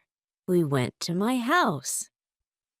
I made a little tent for Friday between the two fences, which were around my house. I took all his weapons away. I wanted to feel safe. After a while, I realized this wasn't necessary at all because Friday was a very faithful and honest man. He was like a child to me, and I was like a father to him. On many occasions, later, he showed me he would sacrifice his life to save mine. I was very happy to have Friday around, and I began teaching him everything he needed to know about life like a European. First, I taught him some new words. I started with hi, hello, bye, thank you. It wasn't easy at the beginning, but I was patient because I was happy I could speak to somebody. Chapter 23. Conversation. 2 days later, I shot a young goat. Friday was scared of the gun. He didn't understand how such a small thing could kill a goat. He didn't want to touch the gun. Later, I saw how he talked to the gun. He probably asked the gun not to kill him. We took the goat. We made a nice soup. Before the soup was finished, Friday went to the forest and he brought some herbs. He put them into the soup. The herbs were similar to pepper. The soup smelled fantastic, and it tasted fantastic too. We cooked some of the goat meat the next day with sauce. Again, Friday brought some herbs and also plants. The herbs made the sauce taste great. They made a big difference. And we made a nice salad from the plants. I taught Friday how to prepare corn and bake bread out of it. And in a few days, he could do it as well as me. Then we started expanding my garden, and he helped me plant more corn. In all activities, Friday was of great help. He was also very good at catching fish. Our cooperation was simply great. We were a good team. I wanted to teach Friday to speak English very well. I wanted to teach him English as fast as possible. I wanted to be a good teacher. I took my role very seriously. I thought about the best method to teach him English. When I spoke to him fast, and when I used all the words and grammar, he didn't understand me. So I tried to speak mainly in the present, and I used simple words. I also said only short sentences. This way, Friday understood more. We spoke about many topics. When Friday didn't understand something, I pointed at it, or I tried to explain the word to him. If it didn't help, I made a picture of the thing in the sand. Soon Friday started to understand many of my sentences in the present. He also started to use some words. His pronunciation was very bad at the beginning, but it wasn't important for me. I understood him, and I was very happy somebody spoke to me. Friday was a good student. He was clever and he improved quickly. Soon he could say some words like an Englishman. Of course, not all the words, but the words which he said correctly made me very happy. I could see that Friday very often repeated aloud what I said. I thought that it also helped him to learn so fast. I thought, learning a language is quite easy. You only need to copy what you hear, and if you don't understand something, you need a picture of it. Then you need a lot of practice. This is the best system. Friday's progress was fast. He was able to talk more and more every day. In a couple of months, we could have a basic, simple conversation. Friday liked my tools. They were very interesting for him. He especially liked the telescope. He borrowed the telescope very often. He went to one of the hills, and he watched everything around. Once, I asked him about his people and how he became a prisoner. He told me that they ate human meat like their opponents. In fact, in the past, he did a ritual on the other side of my island. He was probably one of the cannibals who I saw a long time ago. He told me about the sea and the currents in the sea. Thanks to Friday, I learned about the history, culture, and traditions of his people. I also told him my personal story, and I described England and Europe to him. Chapter 24 Knife. I told Friday about our cities, schools, ships, and traveling around the world. I told him that education is important in Europe and that we study from books. It was all new to him. Friday's people didn't need schools on the islands. They had all what they needed for their life. When I felt I could trust him enough, I showed him how gunpowder worked. I taught him how to use a gun. I gave him a knife and a belt. He was happy with my presents. He said that he saw a similar knife before. I asked to tell me more, He explained that his people saved white men from a small boat and that they still lived with them. He counted 17 Europeans who lived with his people. I thought these might be the sailors from the ship which came to my island some time ago. They probably saved themselves in a boat because I didn't find anybody when I went on board to look for survivors. I asked Friday to tell me more about them. He told me that they were okay. I was happy to hear that some Europeans lived not very far from my island. I started to plan how to meet them. The next day, we went on a small trip around the island. First, we went to the cross where I wanted to mark another day. "What is it?" asked Friday when we came to the cross. I explained that we have 7 days in a week. When Friday heard the word Friday, he laughed. I explained to him that I saved him on Friday. That's why I called him Friday.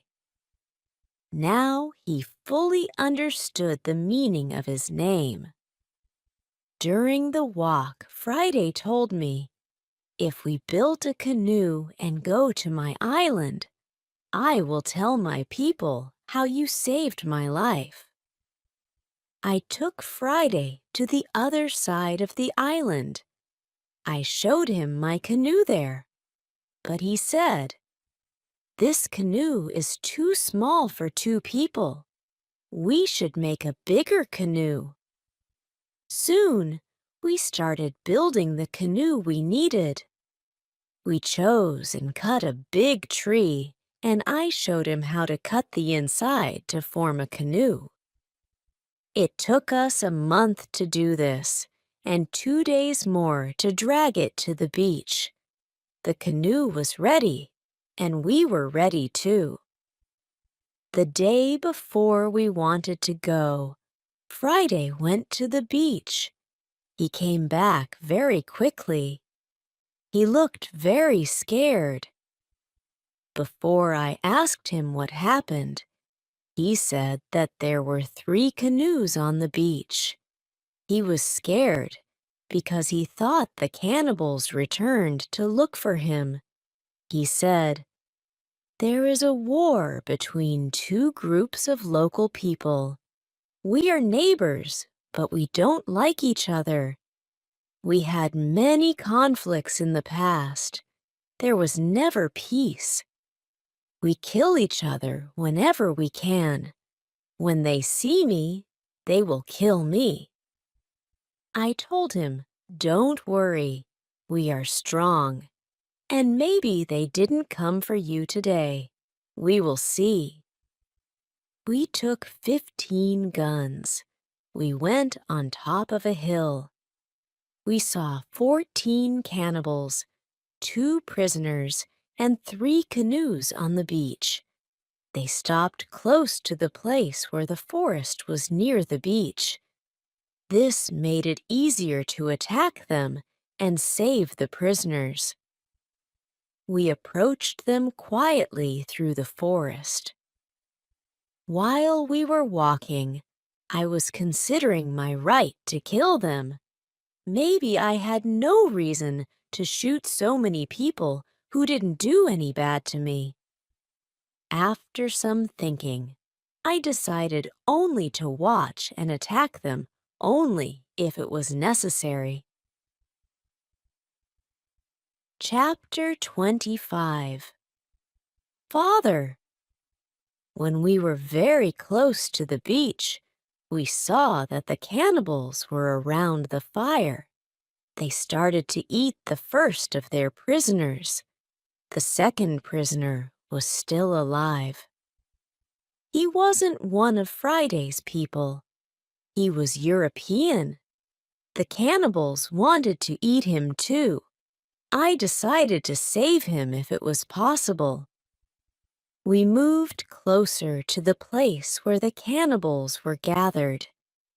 The cannibals were still round the fire, but two went for the white man. When I saw this, I loaded the guns and asked Friday to do exactly what I did. We fired quickly at the cannibals from 6 guns. We killed 3 and injured 2 of the cannibals. The rest jumped up to their feet, but didn't know which way to run because they didn't know from which direction the danger was coming. Some of them ran to their canoes. Some of them stayed on the beach.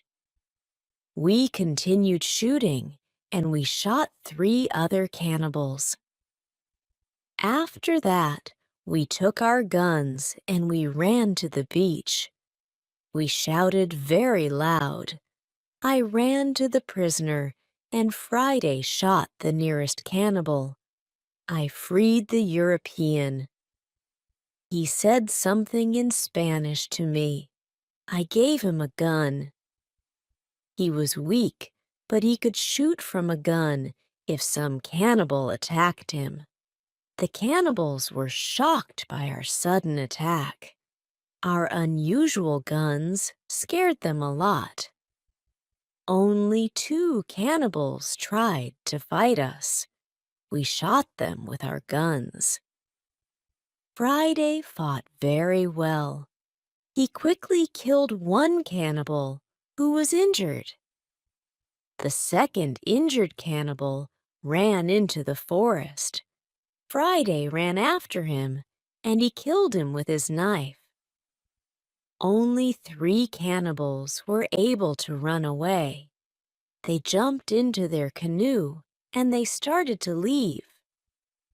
Friday shot at them, but he didn't hit them. It was dangerous to let them go because they could tell their people about us.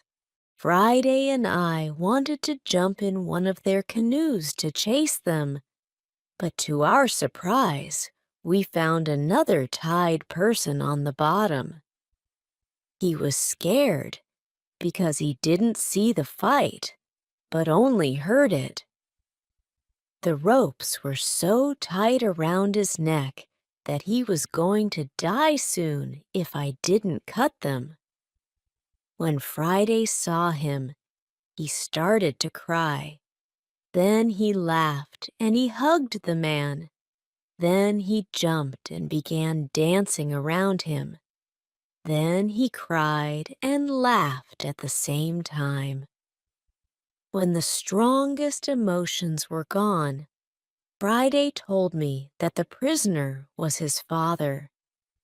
I felt tears in my eyes when I saw the son's love for his father. This happy incident delayed us, and the cannibals were already gone. Friday returned to the canoe and held his father's head to his chest. Then he rubbed his father's hands and feet with his hands to warm him up. Soon, Friday's father was feeling much better. When they talked, Friday suddenly jumped up and ran to the forest as fast as he could. When he came back, he had a bottle full of fresh water. He handed the bottle to his father, who was dying with thirst. After he drank and was feeling better, I asked Friday to give the rest of the water to the Spanish, who needed water very much too. The Spanish was very grateful to me, but he was so weak, he couldn't get up on his feet. I asked Friday to rub his hands and feet, just as he did to his father. It helped him a lot. Then I asked the Spanish to go to the canoe with Friday's help, because I wanted to take them to our place. Friday, however, Auntie being young and strong, just took the Spanish on his back and carried him to the canoe. Then he carefully put him there and arranged so that both he and his father were comfortable. Chapter 26. Dinner. When the Spanish was inside the canoe, Friday jumped out of the canoe and guided it along the beach faster than I could walk. We soon reached the place where I saved Friday. Friday helped our new guests out of the canoe, but they weren't able to walk. We had to carry them to our home. We had another problem when we reached the house. Friday's father and the Spanish couldn't go over the fence or climb a ladder, and I didn't want to destroy the fence. I wanted to pull them over the fence. But then I realized the cannibals were already gone. We could stay outside the fence. We made a comfortable tent for them outside the fence and prepared soft beds for them too. As soon as we finished this, I started cooking dinner. Friday brought some fish, and we cooked them quickly. We all had dinner together in the tent. Friday was my interpreter because the Spanish spoke the language of Friday's people. After that, I asked Friday to go back to the beach and bring us the weapons we left in our hurry. I also asked him to bury the bodies of the killed cannibals the next day. He did as I said, so later, when I went to the beach, I could hardly recognize the place if it wasn't for the big tree behind which we were hidden. The next morning, I asked Friday's father what he thought of the cannibals returning to kill us. He said our guns created a great shock. They didn't know how we won the battle using them. He said he heard them shout in their language that Friday and I were spirits sent from heaven to punish them with fire. I was still worried the cannibals might return with a bigger army, but nothing of the kind happened. When our guests were strong enough, I began to think about the journey by sea again. I asked the Spanish about his arrival on these islands, and he said that he was on a Spanish ship going to Havana. There were 16 Europeans, Spanish and Portuguese, on Friday's home island. He told me that the storm broke the ship near my island. They saved themselves in a boat. Now they lived with Friday's people. I asked the Spanish whether they tried to make another sea journey. Of course, they wanted to go home, but he said that they had no tools with which to build another ship. I showed the Spanish the tools which I had from the ship. He said that with my tools, it was possible to build a ship. I thought the Spanish and Friday's father could return to their island. They could tell other Europeans about the possibility to build a ship. Together, we could go to Brazil or Havana or maybe Europe. However, the Spanish suggested something else. He told me that it would be better to wait for at least half a year because there wasn't enough food for 16 more men on my island. We wouldn't have enough food to eat while building the ship, and much less to take with us for the long journey. The Spanish advised me to plant more corn, and he and Friday's father helped us expand the fences and fields. We caught more goats. We increased the number of goats to 50 animals. We collected a lot of fruit. Then we dried the fruit. We started preparing the materials for the ship. We chose a few trees, and I showed them how to cut them to form longboards. In half a year, we had a lot of food. We had so much corn that we needed more baskets and pots to store it all. We saw that the Spanish was very good at making baskets. He had a great talent. His baskets were excellent. He also used a special technique to make baskets. The technique was fast and effective.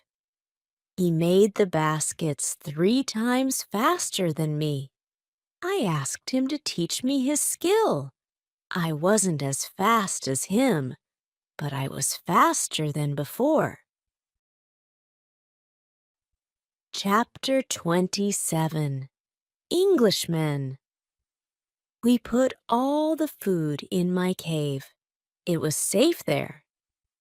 Then the Spanish and Friday's father could go back. They could bring the other men here. We gave them food and 4 guns in case they were attacked again.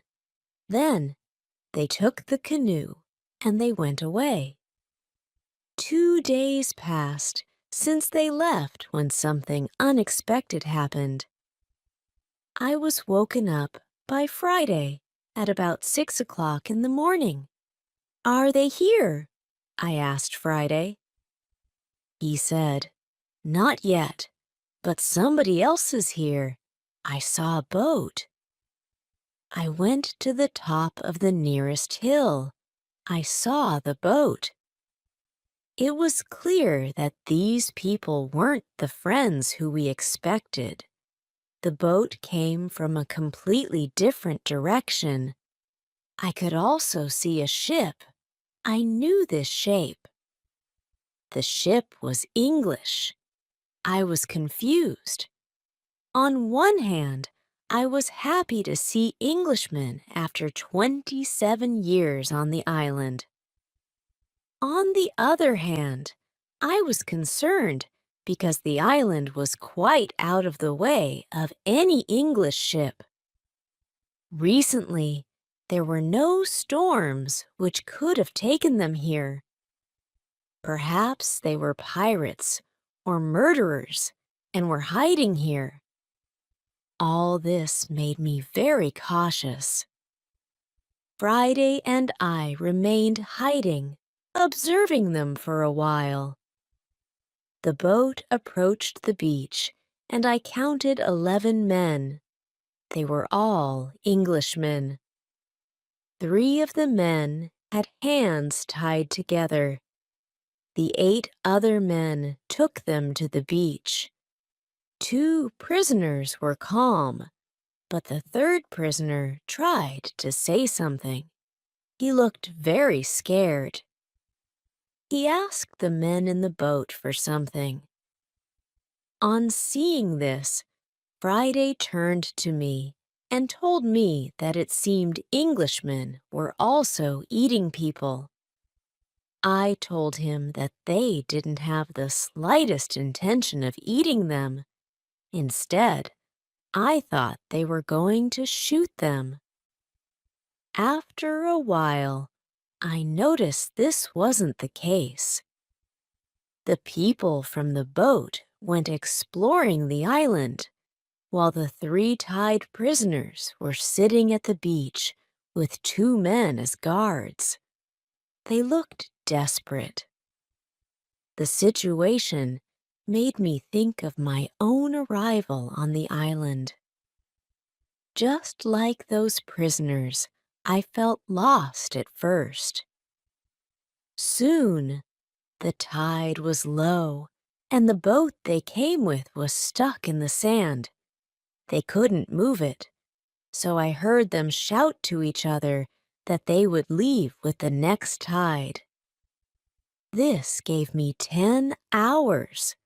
The night was approaching, so we would get an opportunity to go near them and overhear their conversations. Now I was sure they came here to leave those 3 men here as a punishment. Friday and I stayed hidden until dark.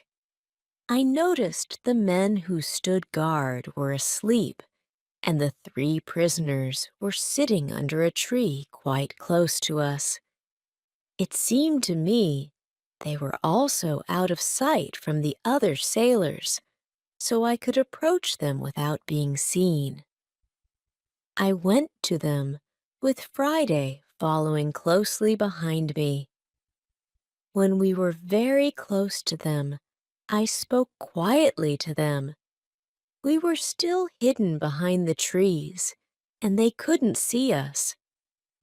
When they heard my voice, they couldn't believe somebody spoke English to them from the dark forest. "What was that?" asked one of the men. "I heard something. I heard a tree speak," answered the other. "But it is impossible. A tree can't speak English." "Yes, you heard something, but it isn't a tree," I said quietly. "My name is Robinson Crusoe. I am an Englishman. I live on this island. I will help you if you tell me who you are."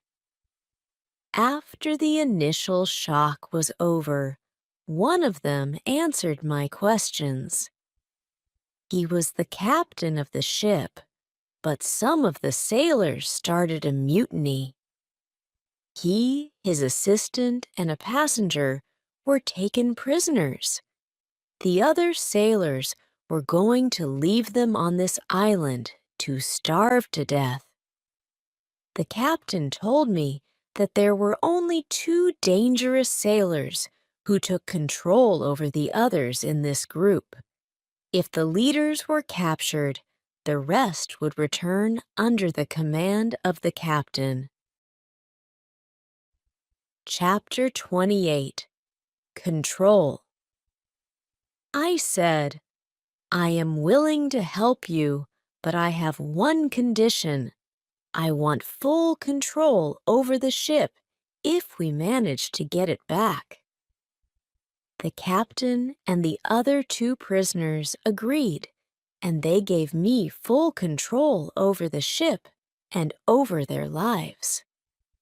We freed the prisoners. Then we went back to the forest.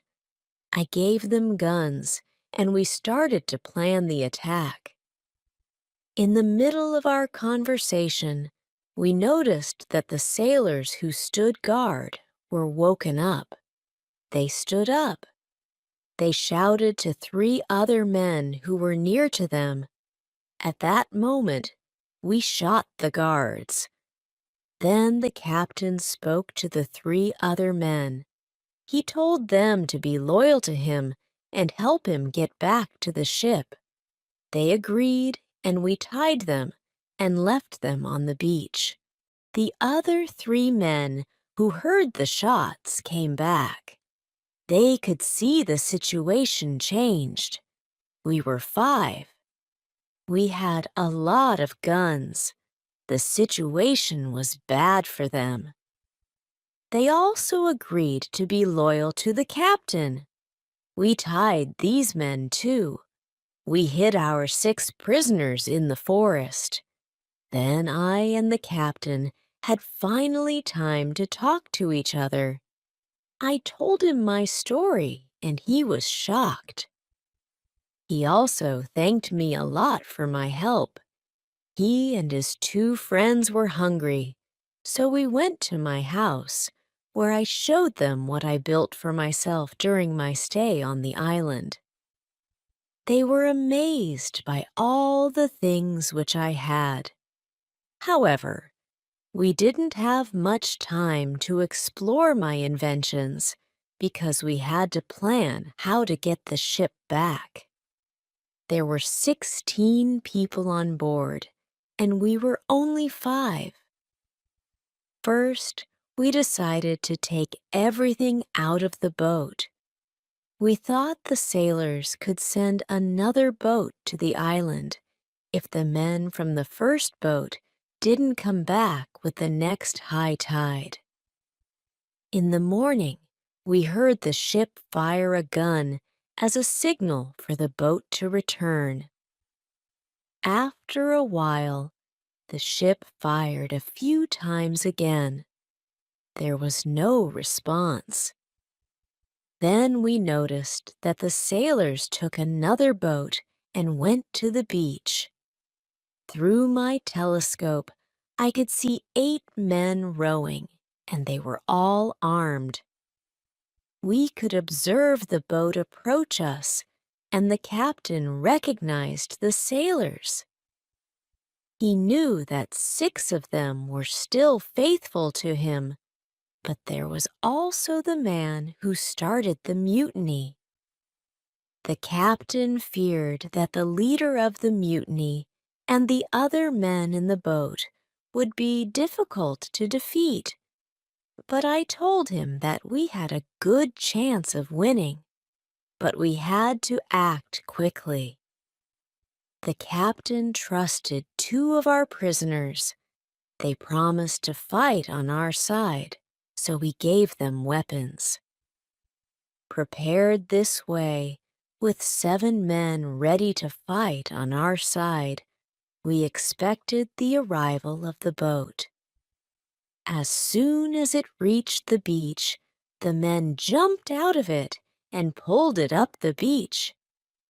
Then they ran to the other boat and were surprised to see it empty. They tried to call their friends. They shouted their names, then shot in the air. But it was all useless because nobody shouted back. This surprised the newly arrived sailors even more, and they began putting the boat in water again. It seemed they wanted to go back to the ship to inform the others that some accident happened with the sailors in the first boat. Observing all this, the captain got scared they would go back to the ship and leave the island altogether.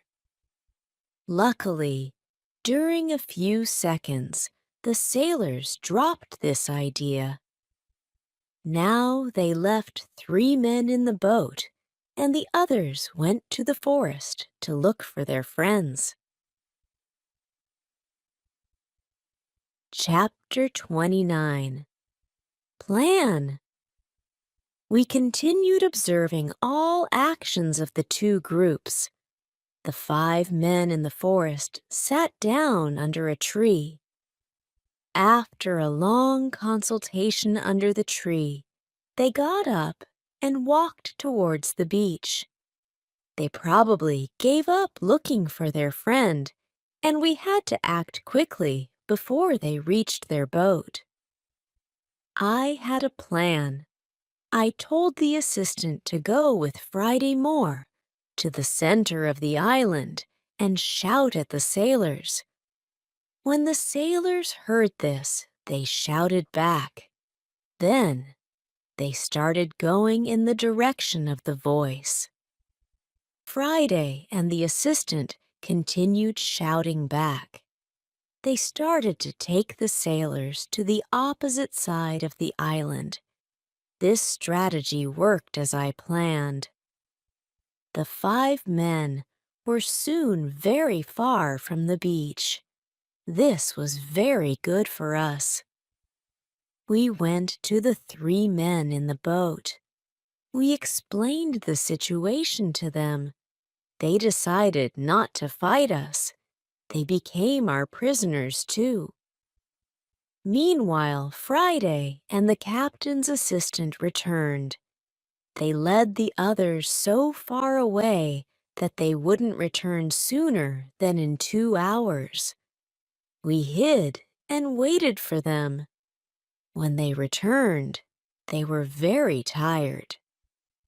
When the sailors came to the boat, they were amazed to find it empty. They started calling their friend, but again there was no response. After a while, the leader of the mutiny and 2 others separated from the rest and walked towards the forest where we were hiding.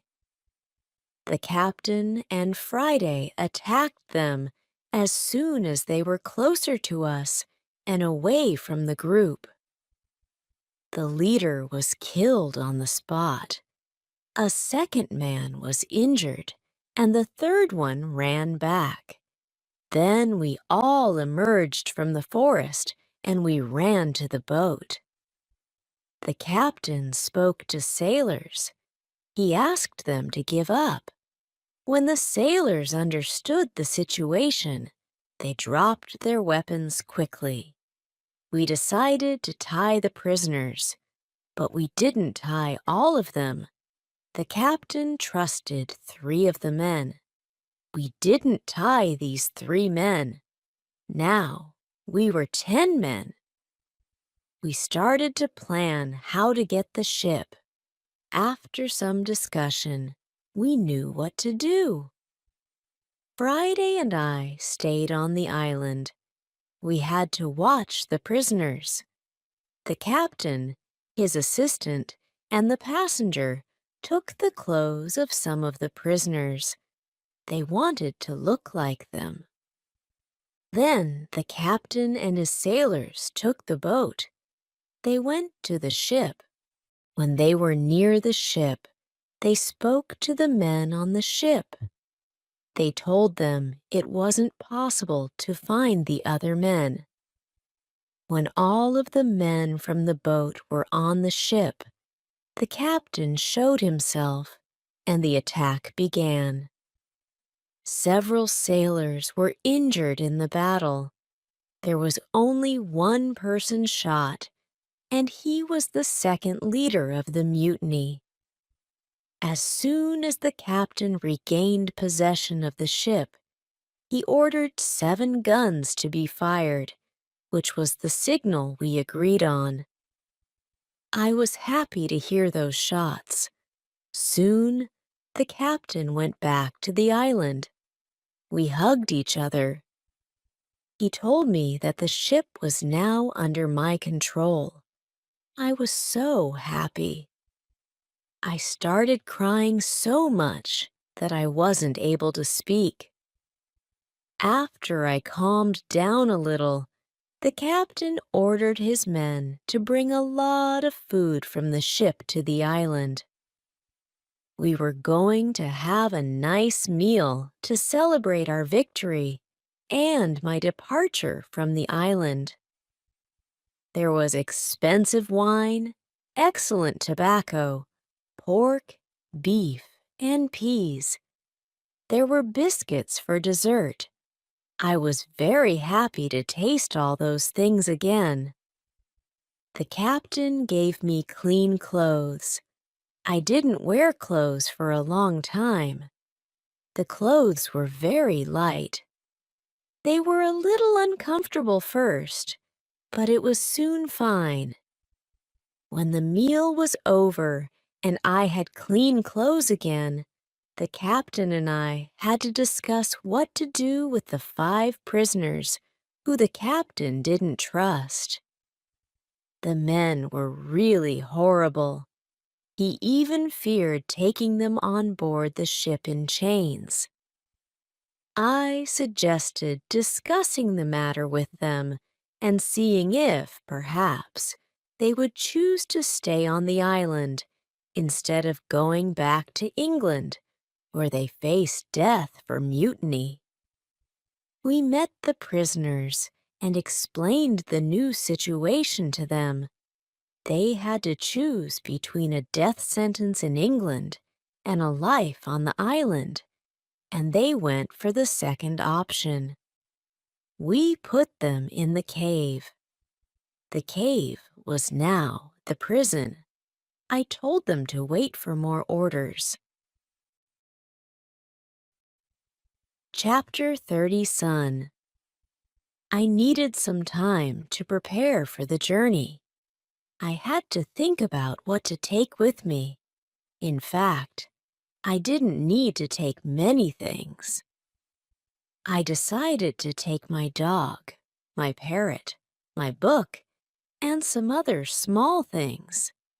I also took the money, gold and silver, which I found in the ships. They were finally useful to me. I met with the prisoners one more time.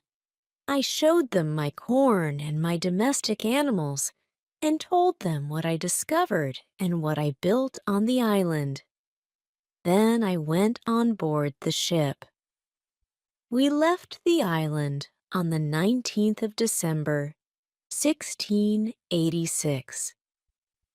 It was 27 years, 2 months, and 19 days since I first stood on the island.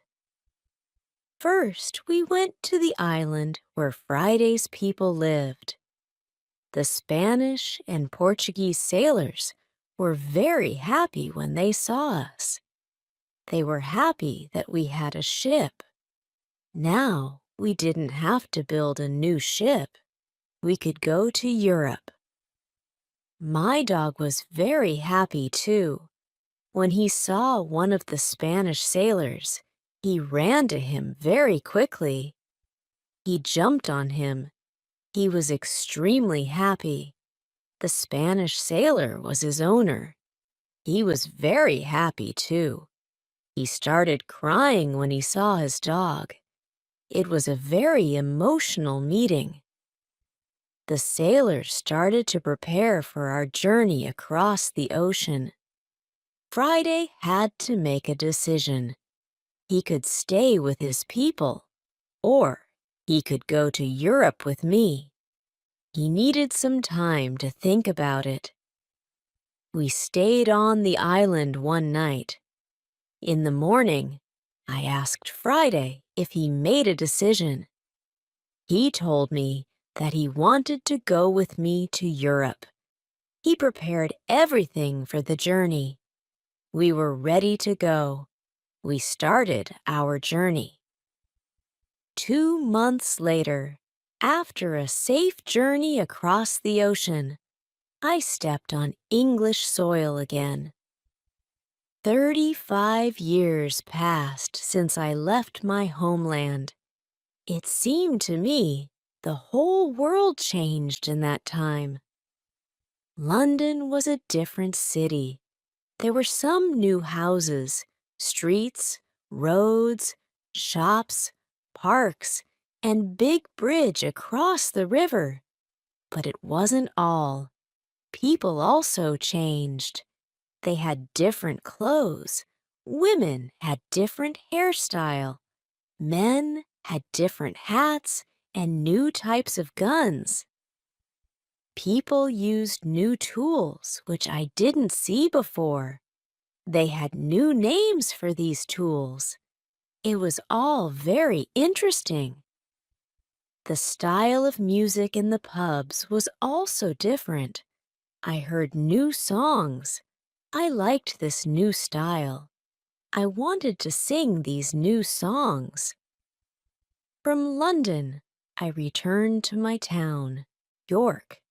My parents were both dead. I found some relatives. My sister, my uncle, and my aunt were still alive. They were happy to see me, but they thought I was long dead. So I had no rights to family's money or land, but I could stay and live in their house. England was a big shock to Friday. Everything was so new for him. He saw so many things for the first time in his life. It was all very interesting for him. He liked this new experience. What he didn't like was the cold weather in winter. It was February.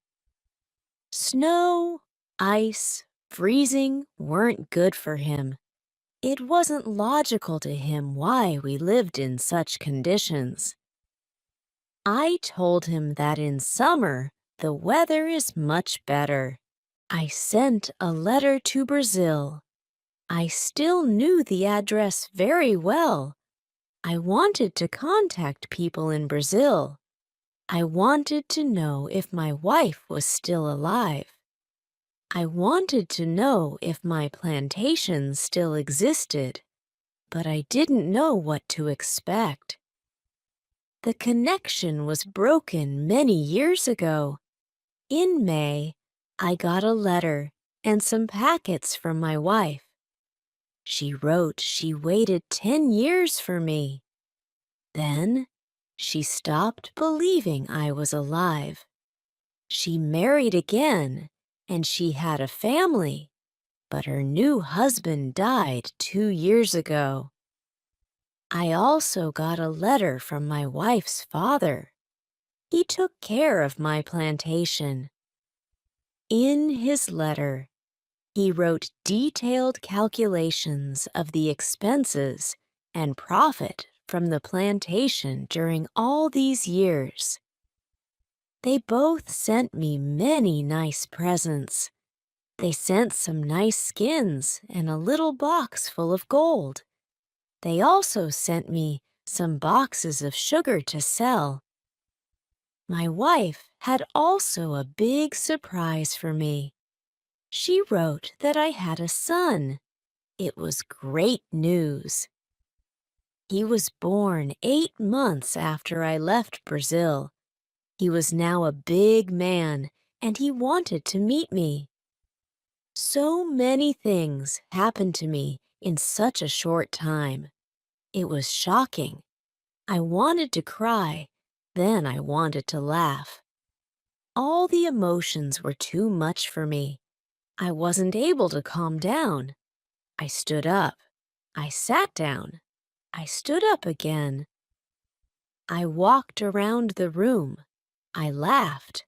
Then I cried again. When I calmed down a little, I started to think about what to do. Chapter 31. Brazil. I thought about moving back to Brazil. I wanted to see my son, my wife, and my plantation. After some longer thinking, I decided to go to Brazil, but only for a visit. I wanted to see if I could live there again. I wrote to my wife. I asked her if it was okay to visit them for some days. With the letter, I sent nice presents to her and her father's family. After some time, I got a letter from my wife. She wrote that I was welcome to visit them. Her invitation made me happy. I started to plan another journey by sea. I bought nice presents for them. 2 weeks later, I was ready to go. When we arrived to Brazil, I met with my wife and my son. She changed a lot, but she was still very beautiful. My son was a big man now. He was very intelligent. He had his own family, too. He had also big responsibility. He managed plantations of all the family, and he was responsible for a big land. My son spoke only Portuguese and a little Spanish. My Portuguese wasn't very good after so many years. I forgot many words. I remembered only some basic phrases. But with practice, I started to remember the words fast. After 2 weeks, I could have a basic conversation on many topics. And 1 month later, I was able to speak fluently and automatically. I was very happy that I could speak with my wife and my son. We had so many things for a conversation. Soon after arriving to Brazil, we had a big party. It was a celebration of my son's birthday and also my arrival to Brazil. Brazil also changed a lot. Many things were different from what was in my memory. Plantations were much bigger. Many people worked on them. I was with my family for 3 months. I knew I wasn't very far from my island. I started thinking about visiting the island again. I wanted to see the island for some days. Friday also wanted to see the island again. My son also wanted to go. I thought it wasn't a good idea. I knew how dangerous the sea could be. But he wanted to see the place that he knew only from my stories. We planned our journey. 2 weeks later, we left Brazil. We went on a ship which went to Havana. We had an agreement with the captain to stop at my island on the way there. When I arrived at my island, we met with Friday's people. They now lived on the island. I asked them, "What happened to the prisoners? Did you eat them?" They told me they didn't eat Europeans.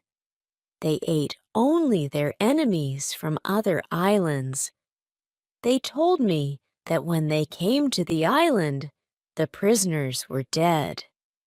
They probably killed each other. I wanted to stay on the island, and my son, too. I asked the captain if he could pick us up on the way back. He agreed. I saw many children who ran around. It was interesting to see many people on the island where I lived alone for so many years. I saw that the people on the island were very happy.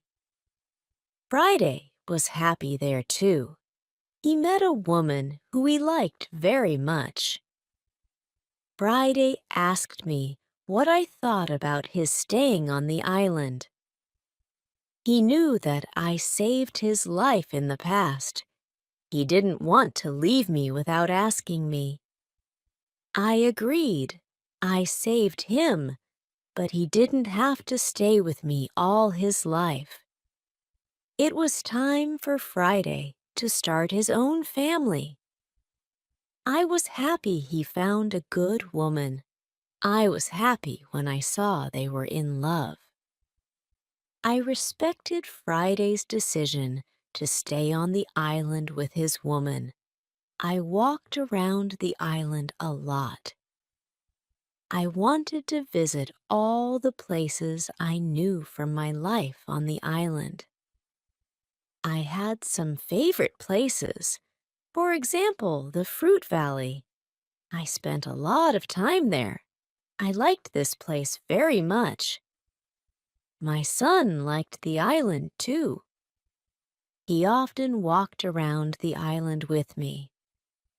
I told him many other stories about my life here. We stayed on the island for 20 days. Then the ship from Havana came. It was time to leave. We said goodbye to Friday and his people. When we left the island, I had a strange feeling. I also felt tears in my eyes. I liked this place very much. It was my home for a long time. I thought, I will never see this place again.